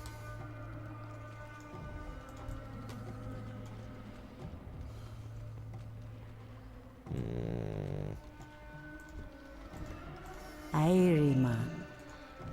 Welcome to Shadowprey Village, Pandaren. I was not sure the Cenarian Circle would send anyone. Be good. Did they? Oh, they did. That's right. Okay. Relax. Ahoy, mon. Do you think, yeah, but to do something for the village, yeah? Most whales we can handle fine, but there's a big special whale out there. It's too big for us spears. Blubbergut's been getting bigger and bigger, eating up all the fish we used to live on. Get out there and make him find this thing. Make him pay for his gluttony. Good to meet ya. There you go. Perfect, Kay. I like it. That would work too, Rory. I like that. Yeah, I know what you're talking about. Actually, I do have Battle Cat. See? Thanks, King Goldar. You come get the voodoo.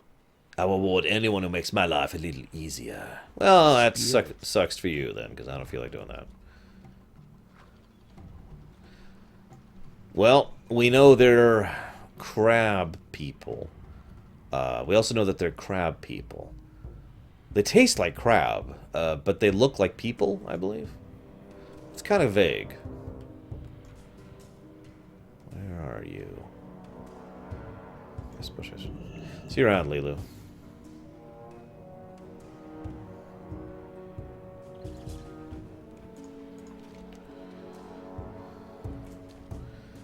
He shouldn't be far from here. Oh, no, that's not him. That's just an orca. Half-digested roe?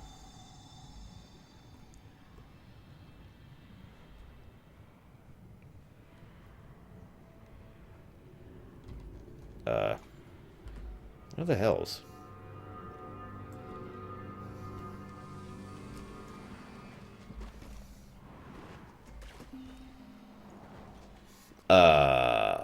No, I would not, Darch Monster. Immortality without power to go with it is a curse. I'd rather have a shortened lifespan with power.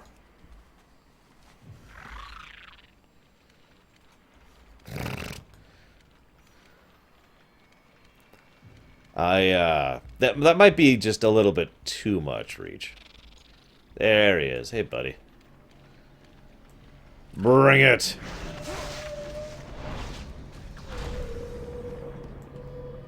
Anyone else just get some weird flashbacks to Star Trek 4? No? Okay.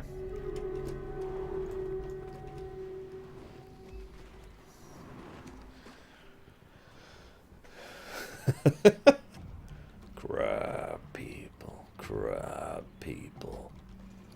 If you don't know what I'm talking about, go YouTube it. It's not that hard. Damn it, people. Understand my references. They're funny. I swear. How you God, doing, no, I'm kidding. man? They're not funny. They're terrible. Oh, you did it, Mon. We presume we're having fish to eat thanks to you. You be careful, man. You're welcome. Yes, that was an orca with horns. That is correct.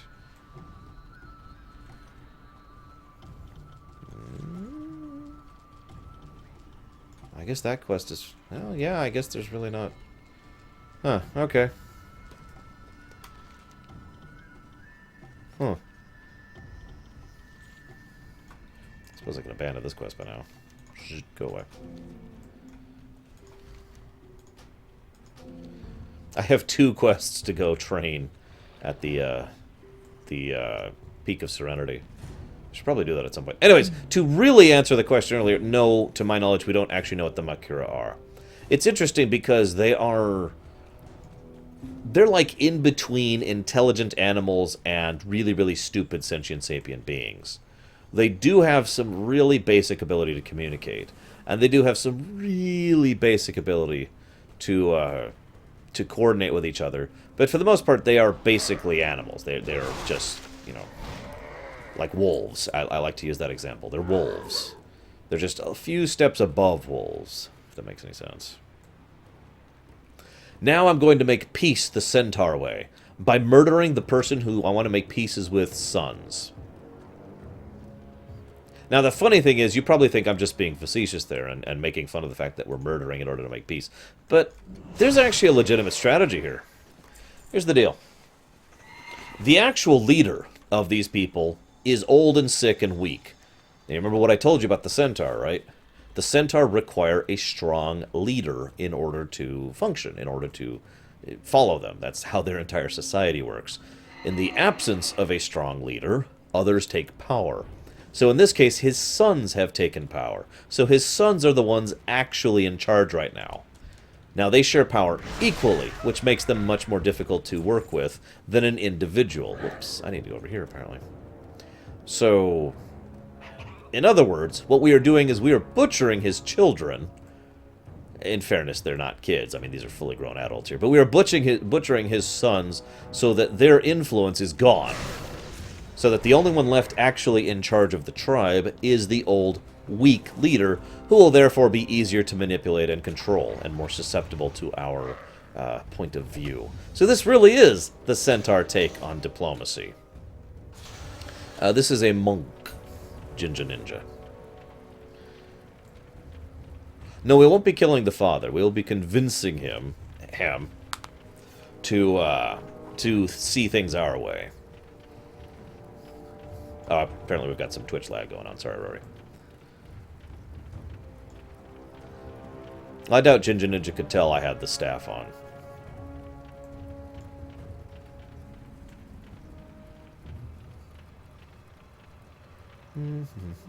Ah, damn it. I was hoping it would go a little bit longer.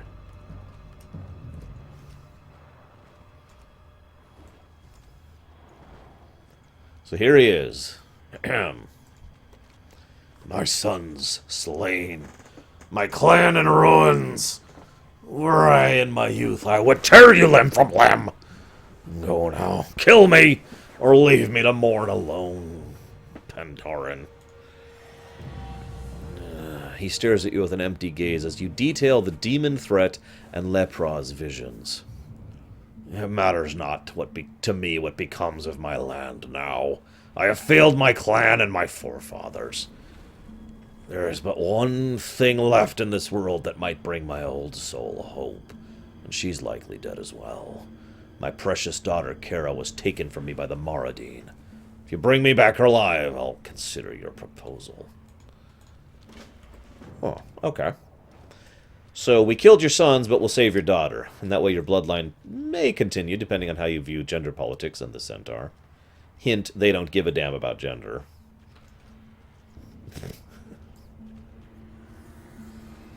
Yeah, no kidding, Reach. Stop, stop, stop. So, you want to work with us? Yes, yes, God, please, I'll do anything. So, we'll be talking a little bit more about the Maraudine when we actually get to Maradon. All you need to know right now is these are the most zealous, psychotic, crazed centaurs of the centaurs. You think centaurs are bad. Everyone we've encountered so far, they're just, you know, violent and savage. That's nothing. The Maraudine hate everything, savagely attack everything, and they happen to be empowered by the significant shamanistic powers they draw from Theradris and from Maradon in general. So they are easily, technically, the strongest of the centaur as well. Now the reason I say technically is because of the fact that they never do anything with it. They never go anywhere with it. They sit on their lands, which is the area around Maradon, and they hold it because that's all they care about. Again, remember I mentioned about them being ultra zealous. That's all they care about. This is where their father spirit rests. This is where Theradris is. This is where they stay. And they spend all of their life in this tiny little plot of man, the spit of land. Now, I do think peace with the rest of the centaurs is an overall good idea, trying to coordinate and cooperate with them. Maybe work some kind of, deal out with them. The Maraudine would probably have to be wiped out to make that happen, and I hate to say that. But these guys would not tolerate anything anywhere ever.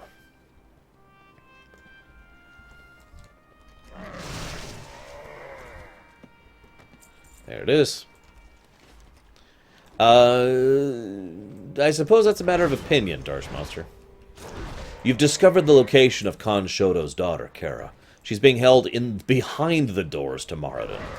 The rescue attempt is going to be risky, but if you want the Gelkus clan's cooperation, you must free his daughter. We'll see, Hylisk. We'll see how long it takes me. We're actually pretty close, I think, on quests here. Where's Desolace? There it is.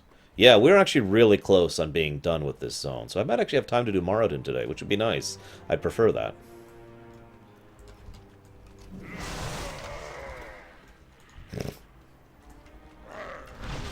That's true, Rory.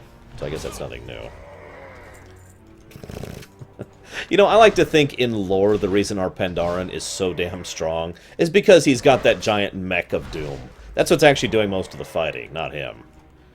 Just like, oh, hey, what's up? Bong, gong, gong, gong. Ah! Yeah, I would have an army 228 strong right now, which isn't actually that much. That's about 2 companies worth of troops, roughly. But, yeah. And it is worth noting, though, that most of those are some fairly dangerous creatures, yeah. Including dragons. Dragons, Drake, proto-dragons.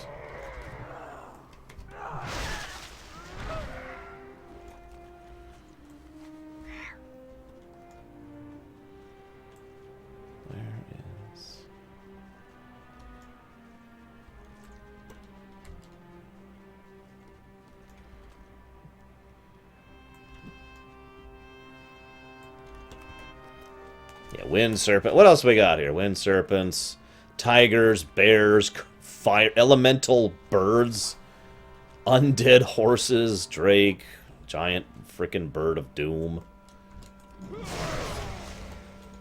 armored battle wyverns, armored battle griffins, and hippogriffs, massive undead drakes. Motorcycles. Golems, basically, in the form of these sapphire panthers.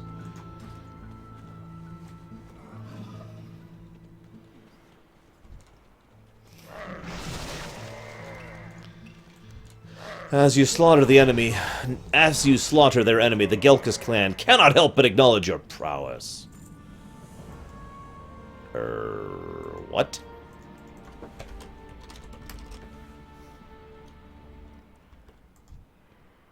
Huh?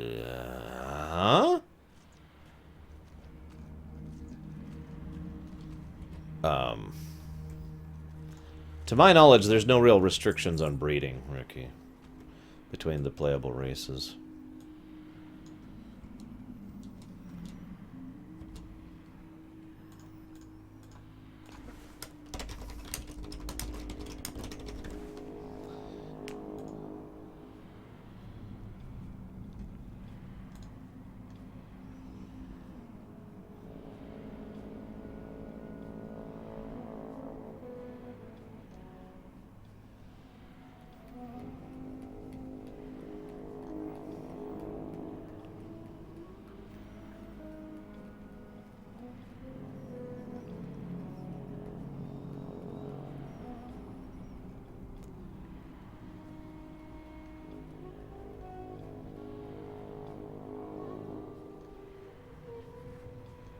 Interesting. I have no idea how to get through here, and most of the notes I'm seeing are regarding a completely unrelated bug. So I have no idea why I can't go in there. And this is the only quest I have in this zone right now. So I'm not sure why I can't actually get in here at the moment. Let's try something else here really quick. Just out of curiosity. Just give it a moment here.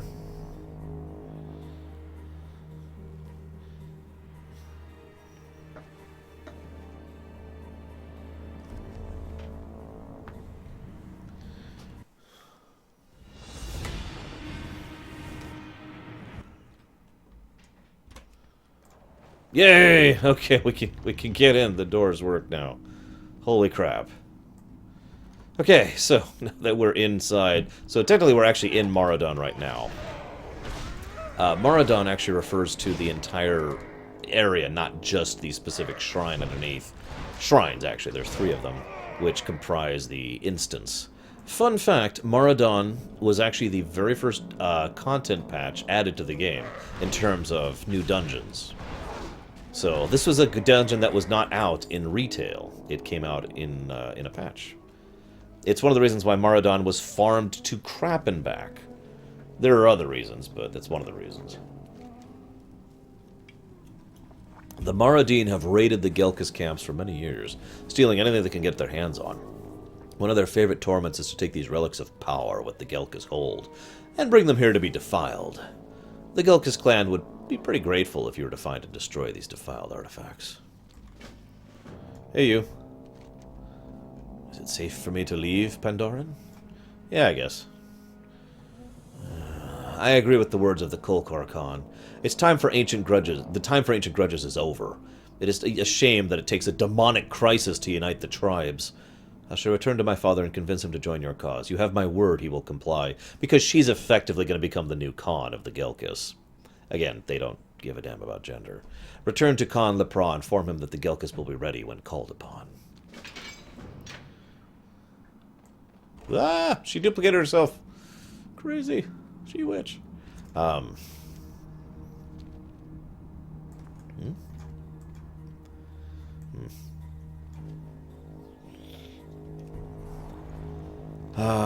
Nature resist gear. So, we'll talk a little bit more about Maradon the instance later. The only really important thing you need to note is that this dirty hovel and cave with barely put together roofs and spears, crude spears, just sitting along the walls with fire that's being barely kept up by pits that has to be constantly reclaimed in the dark. This is pretty much as advanced as the centaur get, really. These are the strongest centaur, the guys who sit in squalor. It has been theorized by a couple of bigger lorehounds than I, what it would be like, I need to go all the way over there, if the centaur ever actually united and started making something of themselves. And it's an interesting thought, because you remember how I talked about how the Tauren never really got that technologically advanced because they didn't need to? It was a byproduct of natural evolution, really. They had so much personal strength that they didn't need to rely on tool use as much as others did, right? The centaurs actually have a lot of natural advantages for themselves. They're actually quite strong and very fast. It is actually very, very difficult for just about anything to outrace a centaur going full tilt, as you might imagine. And they're fairly durable, too, and they tend to have a lot of shamanistic potential amongst their people. So all of those give them some fairly strong natural advantages. Add that to an actual proper culture, organization, militarization, arms, armament, magic, and general tool use, the centaur might be a real power to reckon with. See you around, Kemek. Let me know when you beat Dragon Age 2. I'm pretty curious when you get there.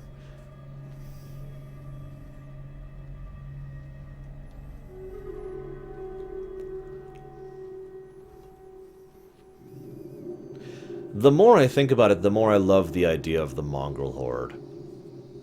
Maybe I should just go ahead and make that idea in my own head at some point and stop relying on Blizzard to come up with it.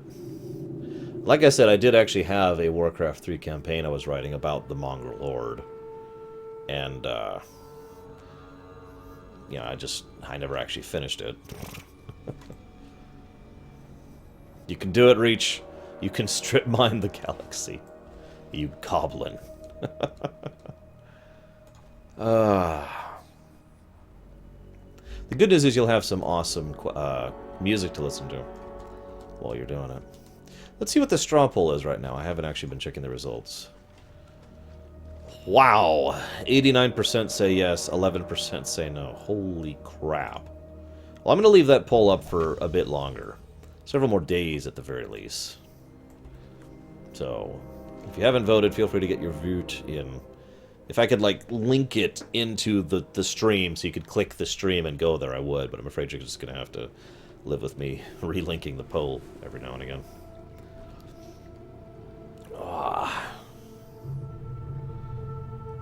Yeah, it's a little slanted right now, isn't it, Deutsch? Yeah, sure. Here's the link. Like I said, I've just been keeping it in chat ready to post at a moment's notice for anybody who needs it. I should probably make a new command that's literally just here. You can go ahead and click, you can type in, like, vote, exclamation point vote or something like that, and that causes the Nightbot to spam the link back at you or something like that. I don't know. I might have time to set that up tonight, I don't know. Let's go ahead and try and finish up Desolace there. Oh my god! The demons have invaded. And by the... Oh my god! The demons really have invaded. Holy crap.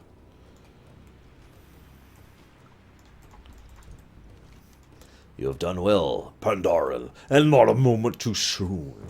For untold generations, the centaur clans have fought against another, but no more. Because of your deeds, we stand together fighting a common foe. We shall win our ancestral lands back from these demons or die as brothers. What of you, Iron Man? You've earned the right to fight alongside us. By the way, quick note. Earning the right to fight alongside a centaur is actually a really freaking big deal to a centaur. I have a group of my best centaurs for you to lead into battle. Will you take up the spear? Yeah, something like that, Pyro. I really do need to get that done. Whoa, that's a flying moose. Whatever, let's do it! To battle! Ba, ba, da, ba. Yes, that's right. Now I'm going to fight on the back of a centaur. What are my abilities? Fling.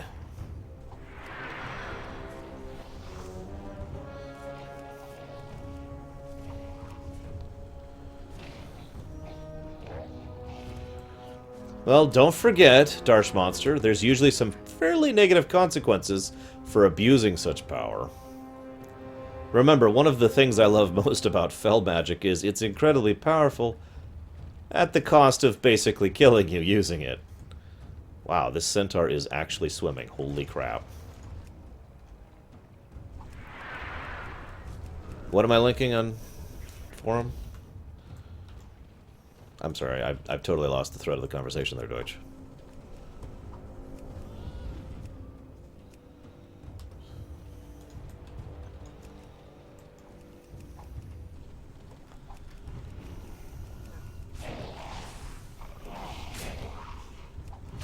Oh, gotcha.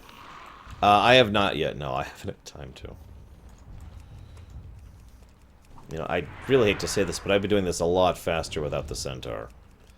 Just, you know.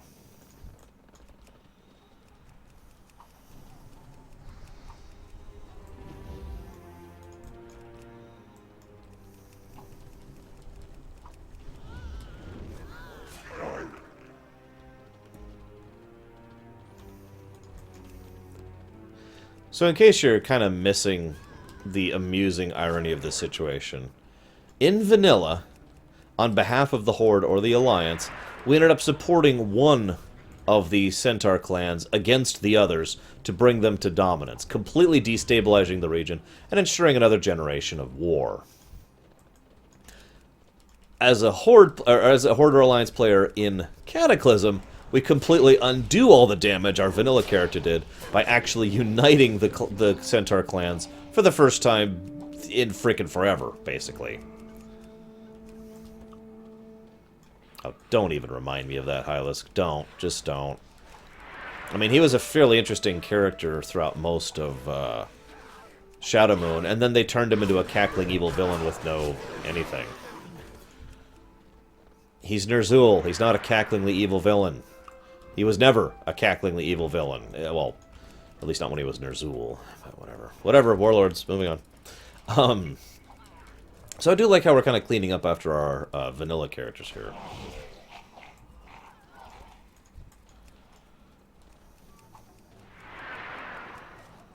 At least we're doing a decent amount of damage on our centaur friend here.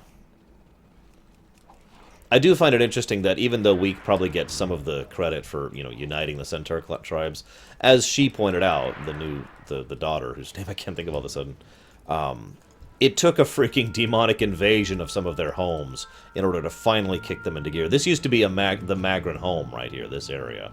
And the Burning Blade and the demons just decided, oh, this is going to be our territory now. And they took this area to use it as a staging grounds in order to attack the rest of the region. And yeah. It took demons and the player character to finally unite the centaur. So let's see. The centaur can who are barbaric, furious, rage-built entities, can overcome their barbarism and their violence and hatred of each other to actually unite, and the Horde and Alliance can't. For freaking shame, Horde and Alliance. Seriously. Well done. Let us finish this. Our goal is within sight. We can break the will of this demon army by bringing down the one who leads them. If we can succeed, Desolace will be ours. When you're ready, lead a group of centaurs to the pass to the south, into the Shadowbreak Ravine. Find where Agogradon hides. I will gather the other cons and meet you there to face him in battle. Yes. Where's my army? Give me my army. There we go. Yes. No army? Okay, no army. Mostly Hylisk. Basically, it boiled down to this. Both the Horde and Alliance had basically no actual... I mean, the quests are completely mirrored, so it didn't matter if you were Horde or Alliance. Both the Horde and the Alliance were outnumbered and didn't really have a strong foothold in Desolace, which is funny because we still don't. So both factions were like, okay, go get one of the centaurs to join us, and that way we'll have allies, and those allies will enable us to kill the other centaur. Go! Death to centaur, death to centaur, death to centaur. And that's basically that. Am I going the right way? I'm not actually sure.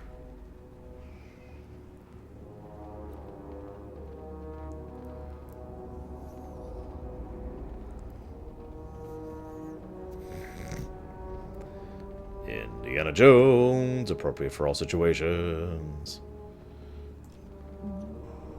No, don't aggro me. I'm on my centaur, he's a weakling.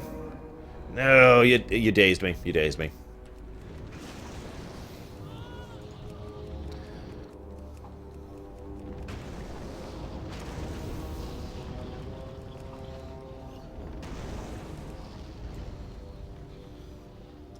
Holy crap, it's a frickin' Annihilin. What's up, buddy? Sons of Cenarion, unite! So here's the 3 clan leaders, along with us, on the backs of random Centaur B. I don't know who we're on the back of.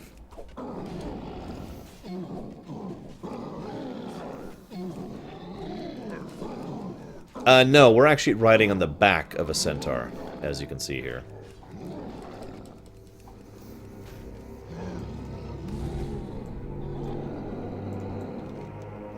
Agaragon is no more. The demon shall never again take hold in our lands.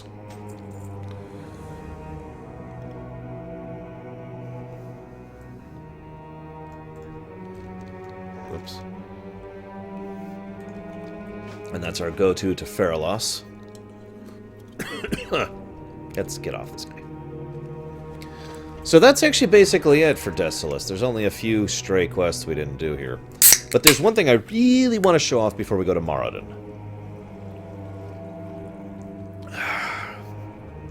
It's actually 3 things total, but it's all in the same spot.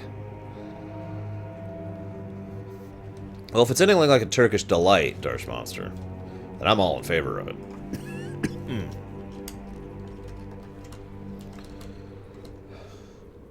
Yeah, the Valley of Bones quest chain apparently doesn't exist at all. I say apparently because I thought it did still. But whatever. Don't worry, Deutsch, you're about to see something kind of cool, so keep your eyes peeled. And Maradon, which, despite everything, is not the worst dungeon in the world. That sounds like really bad praise, doesn't it? It's not the worst dungeon in the universe. You don't like Turkish delights? Dude, seriously? Seriously? Come on, man. Wouldn't you just want to, like, betray all your friends for some Turkish delights? Doesn't that sound like the kind of thing you'd do?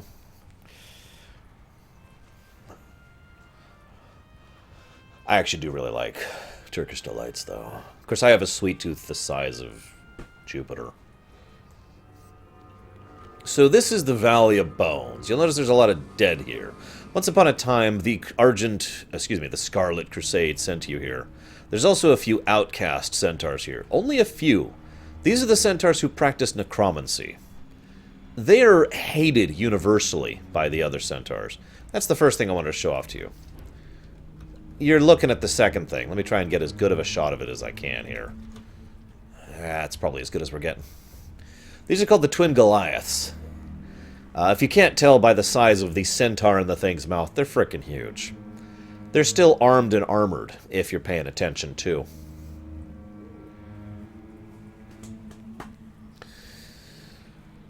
Now, I know what you're about to say. Arsh, please. You're the lore guy. Tell us all about these things and tell us exactly what they are. Well, I'd love to. But unfortunately, I can't. Here's the thing. In the original Warcraft RPG book, which I want to remind everyone is not canon, and actually contradicts canon many times, these were old gods. These were actually the bones of old gods. This guy and his friend over there, leaning against the canyon wall. See him over there? The thing is, that's not true at all. We have no idea who these guys are. We have no idea what they're doing or what they are. We know what they're called. That's it. That's all we've got going for us.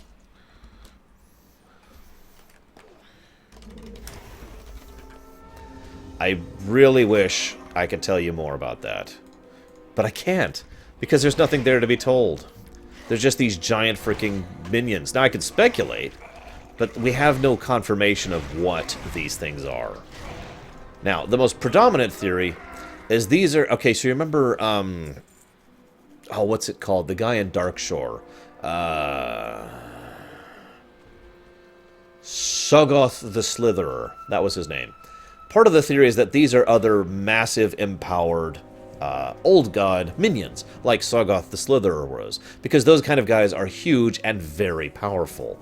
And it would kind of make sense to have those two guys here, given their overall size. But the weird thing is, these don't actually really look like Naraki at all, actually. They clearly are more serpentine, both in their faces and their skulls, but also the way their bodies work. In fact, these look like Naga. And yet, if you think about it, there's kind of a hidden thread here. Remember, Ashara made a deal with Unzoth to save them, and he turned them into Naga. Where did the Naga form come from? One of the bigger theories I've heard tossed around here, and I like this theory a lot, is that these are whatever the Naga were based off of. Whatever ancient old god minions they used that were the giant snake people... or whatever, snake minions, and the Naga were constructed out of the Night Elves into something similar to that. Either way, the connection between these things and the old gods is pretty much undeniable. We just don't know any other specifics.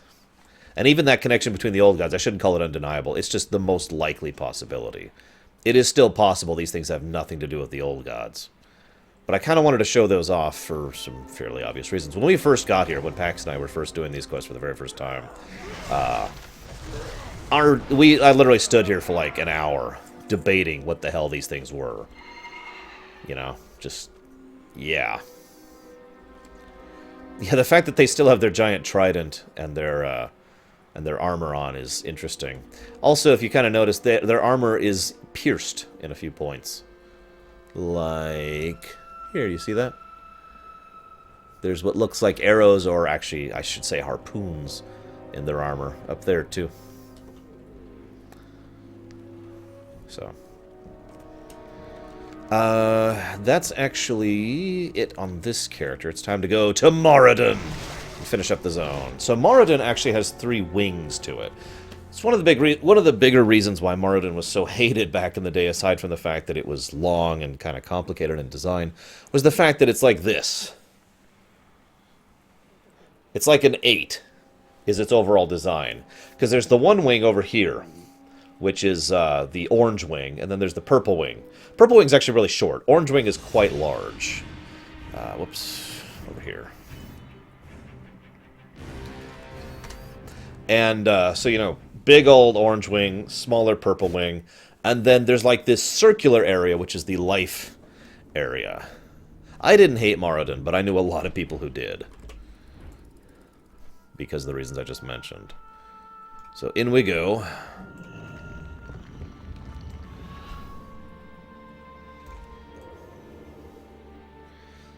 I love being a rogue sometimes. Excuse me, pardon me, excuse me. Which one quick? Orange or purple? Orange or purple? Orange or purple? Orange or purple? Orange or purple? Orange or purple? There's purple, there's orange. Which side do you go into determines which side we'll be doing first. Which side do you want to do? Which side do you want to do? It's all actually the same instance. It all connects. But, yeah. Whoever says it first. Whoever says it first. First person to say it. Do it. Do it. Purple, okay. Purple it is.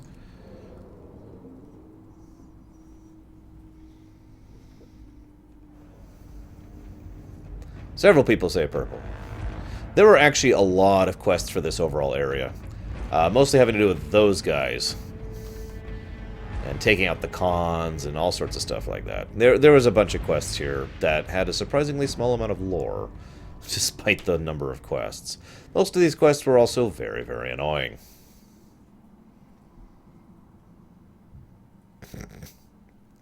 What, Reach? I don't see any problems here.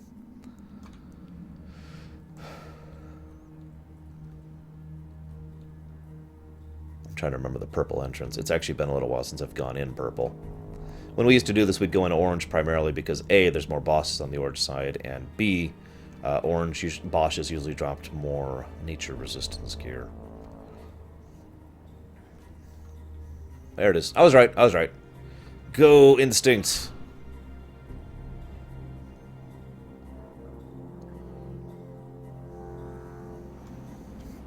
So this wing is called the Wicked Grotto.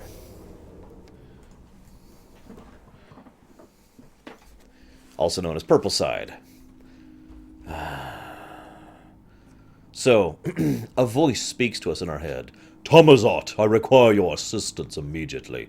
I am Zeatar, son of Cenarius, and I am trapped here after an unfortunate series of events. Before saving me is an option, you must help clean out the corruption that runs so rampant in Maradon. Lord Viletongue is a satyr ruler of the Purple Crystal Caverns. He is an insidious agent of the Burning Legion, and his continued presence can only lead to chaos and death. He can live no longer.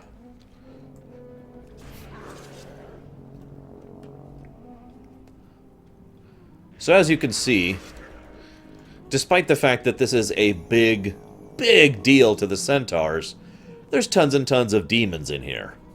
And the demons like to do this whole corruptive thing, and so, yeah. You can kind of guess why the Maraudine are so screwed up in the head, can't you?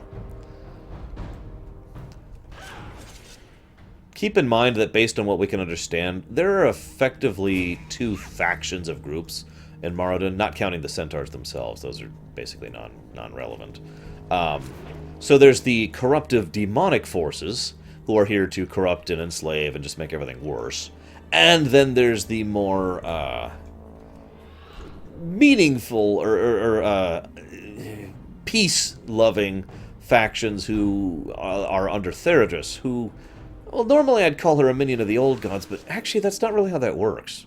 We'll talk about it in a bit, though. We'll get to her.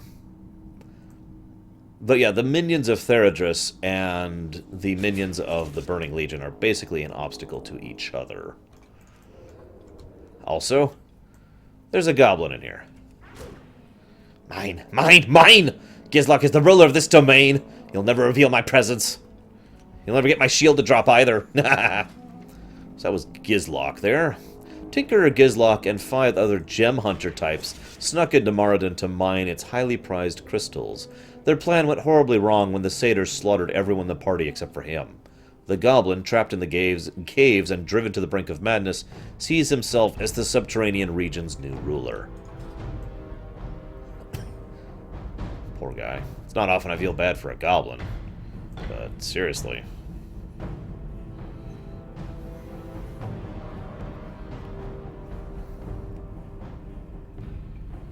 Now, if you're looking around, you'll notice this design doesn't exist anywhere else for Maradon. Again, remember, this is the first dungeon they ever patched in.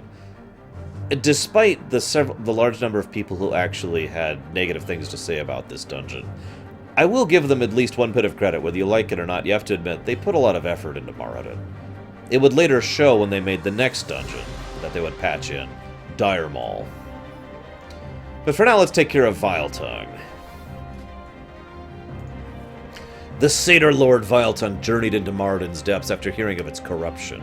Theurgis was wary of the conniving demon, but Viletongue proved his worth by creating an array of wretched minions, such as Noxian and Razorlash. So as you can see, the demons are trying to court the Elemental Princess. Excellent work, Tomazot. Eliminating Viletongue's presence is a key step to freeing me, and ultimately saving this land from corruption. Take this as a token of my thanks and incentive to continue your work here. You hear the jingle of coins in your bag. Keep in mind he's a spirit.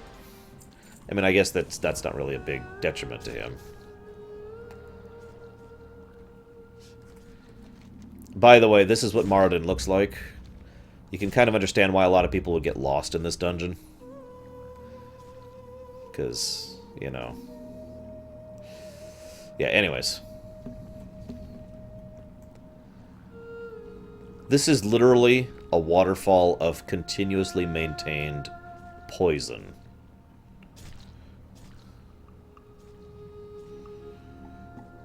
Because... satyrs. I don't know what else to add to that sentence.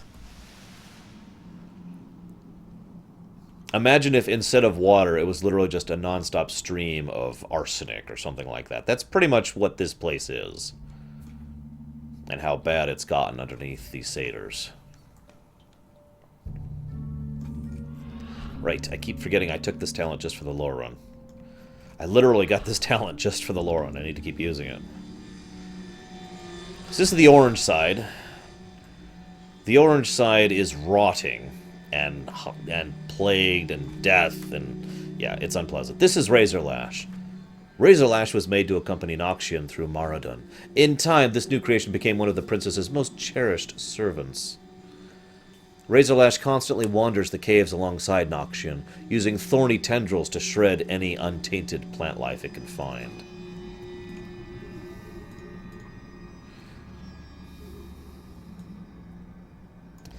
So, ahem. Whoops, I didn't mean to do that. Get out of my inventory, get out of my inventory. Hey, Liquid Fox. What's up, dude? Welcome to WoW. Population, well, I don't remember, like 5 million or so. But WoW's dying, don't forget.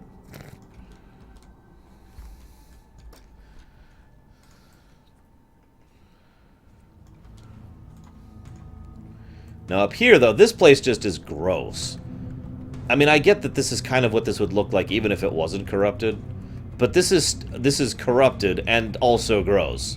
Fungal spores, plague, death.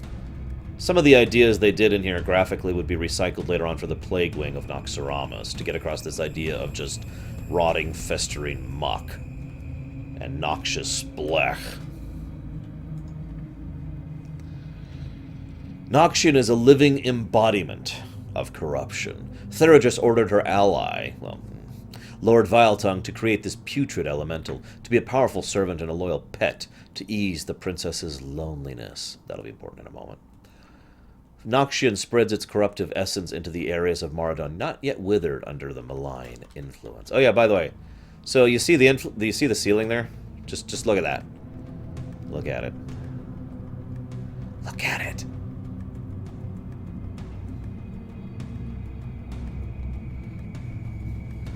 Pulse. Pulse. Yeah, this whole place kind of gives me the creeps, if I'm being honest.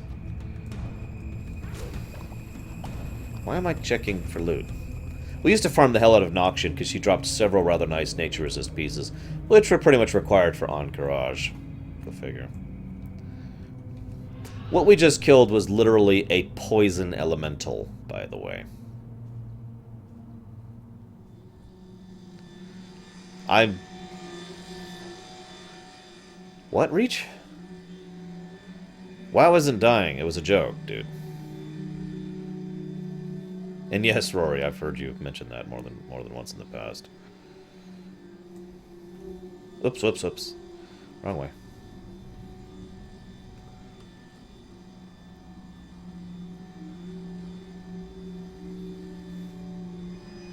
Alright, so we've actually basically finished the 2 wings. Time to work our way to wing 3. Oh yeah, by the way, there were dryads in here.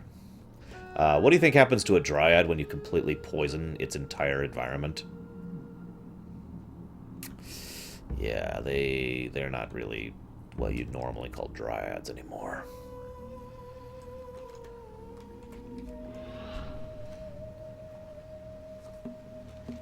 Make sure I'm going the right way, which I am.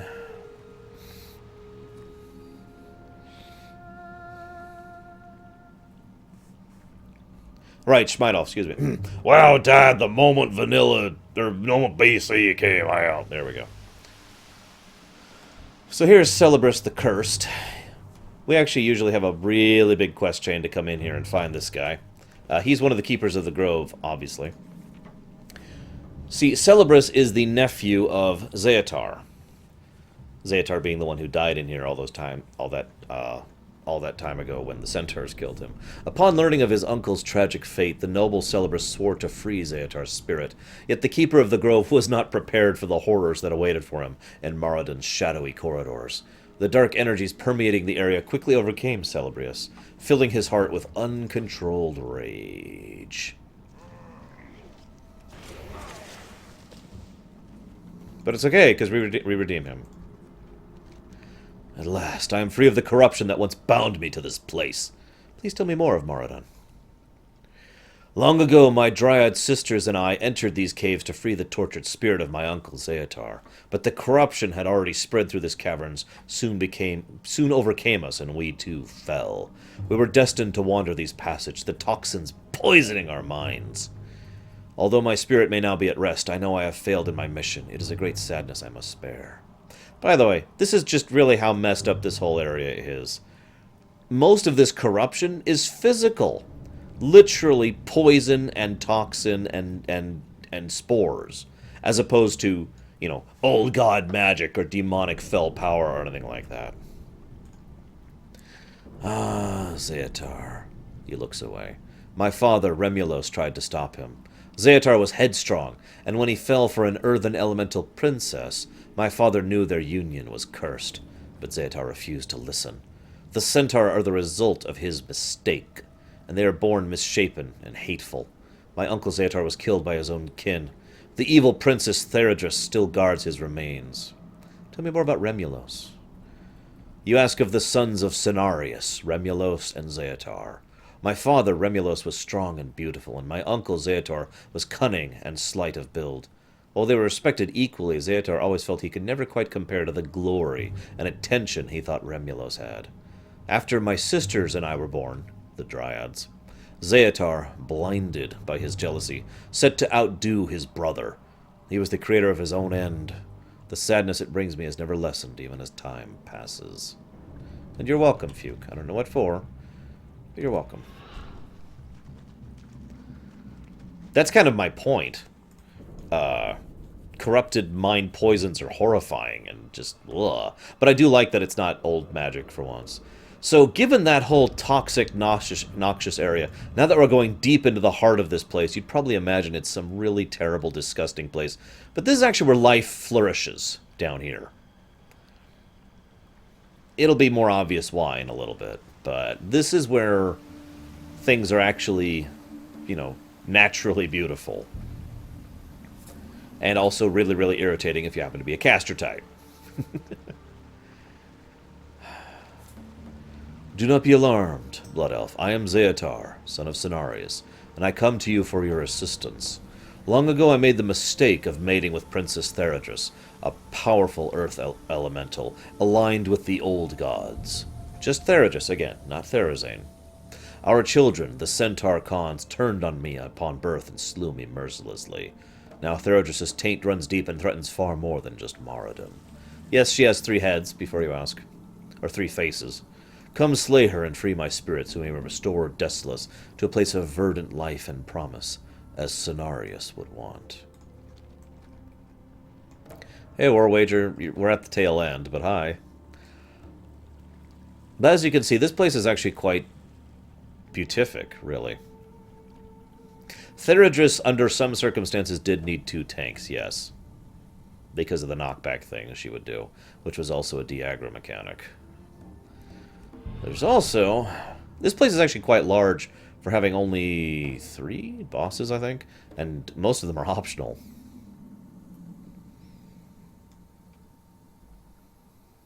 Yeah, she hit really hard, too. Now, this is also interesting, because for whatever reason, there's a stone giant in here who's an opponent, Landslide. Let's see what the thing has to say about him. For years, the ancient mountain giant known as Landslide cultivated brilliant crystal gardens in Maradon, but Theradris enthralled the behemoth when she took up residence here. This once stoic giant now lives only to serve his tyrannical new master. And now he's dead. He used to drop a shield that I coveted greatly. Don't think I ever actually got it to drop. Tank shield, obviously. See you around, Goldar.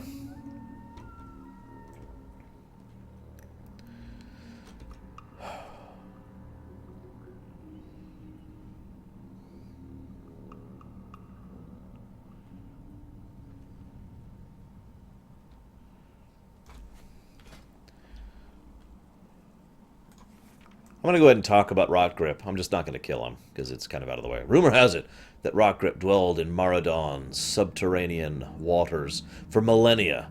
The famed dwarven hunter Hamet Nessingwary once proclaimed the beast could not be found, and a number of amateur trackers accepted the challenge. None of them ever returned. Dun dun dun dun. So as you can see, this is just this wonderful verdant... there's a term for this. Opening? Chasm? I don't know. And you see the giant pinnacle of light over there. Well, that's on Zeatar's corpse. Interesting tiny little fact of life here. During the Cataclysm launch event, we went to 4 locations and fought 4 minions of the old gods, or at least 3 minions of the old gods. And 1... The other 3 were all elemental lords or creatures that have been empowered by Cho'Gall to kill us horribly. The 4th was Theradris. Now, this is actually funny, because Theradris was here, and Cho'Gall was like, "Come, Theradris, and you will join us, and we will kill." And Theradris' response was, "No." Seriously. Her actual response was, "No. I'm going to stay here. I mean, you go ahead and go do whatever weird old god stuff you want to, but I am content to remain here." And Cho'Gall was, "But you have been imprisoned in here, and now we have freed you." To which Theradris says, "I was never imprisoned here. I always stayed here of my own choice. Because Zeatar was here." In a really weird situation, Theradris was actually loyal to Zeatar even after Zeatar died. She has stayed here this entire time because her beloved's corpse has been here. So, yeah. Also, this is one of the daughters of Therazane. That will be important in the future. I'm just going to let you enjoy that design there for a moment. The feet, the shoes she wears just really confuse me. I don't know how she's stable in those things. And the giant blades coming out of her back arms there. And her heads, one of which is screaming. Ahem. Don't think she says anything. But what she does say is, the Earth Elemental Theradris, Therazane the Stone Mother's sole daughter, resides in Maradon's inner sanctum. Ah! Feared. Repulsive gaze. Yeah, I'm gonna kill her. Don't worry, this is actually a good thing. Seriously. It's just... Well, it's actually complicated. Bam! Okay, so... The reason it's a good thing is, first of all, and most importantly, it frees Zeatars. Now, I want to stress this. Theurgis was not deliberately keeping Zeatar trapped here, okay? Her presence was... Gorge, thank you. Her presence was keeping him trapped here, but not deliberately. It's not like she was like, you will stay here with me forever. She was just staying here in her mere presence because she was cursed by the old gods, was trapping him here too. Her death means he's free, and it also means she's free too, because she's an elemental who has died, She is an elemental who has died not on her main plane, which means she will remanifest back on, back in Deepholm afterwards. And that's a good thing. The reason I say it's complicated is we still killed her. So she's still not exactly happy about the fact that we killed her. And her mother gets really, really upset that we killed her too, for some reason. Thank you, Tomazot. As you can see, my mere presence here has resulted in a bloom of glorious life. Names aside, perhaps one day you will again venture into Desolace and find it a verdant oasis free of any traces of the old gods. Well, the druids are working on that. Now, this is kind of interesting because Maradon is a dungeon that wasn't actually updated with Cataclysm. What I mean by that is these events actually happened before Cataclysm. In lore, Theurgis is dead before Cataclysm started, and Zeatar was free before Cataclysm started. That is very important because that helps to explain why they have had such explosive growth of the druidic terrain in Desolace. It's not just the Druids of the Circle doing it, although that's a big part of it. The Druids of the Circle are empowered by Zeatar's own essence and strength, which is also flowing into Desolace proper, just like it has been here, making this beatific gorge. So, that's it for today. Tomorrow we'll be going ahead and hitting up Fulgibla.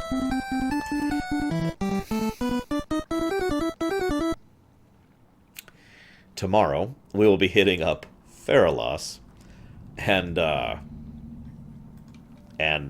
once we hit up Farilas, then we'll do the Farilas stuff. Right after I check this.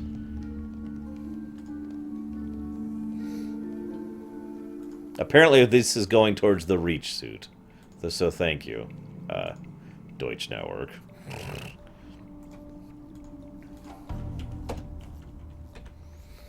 I forgot the... Oh, you're right, quick, go!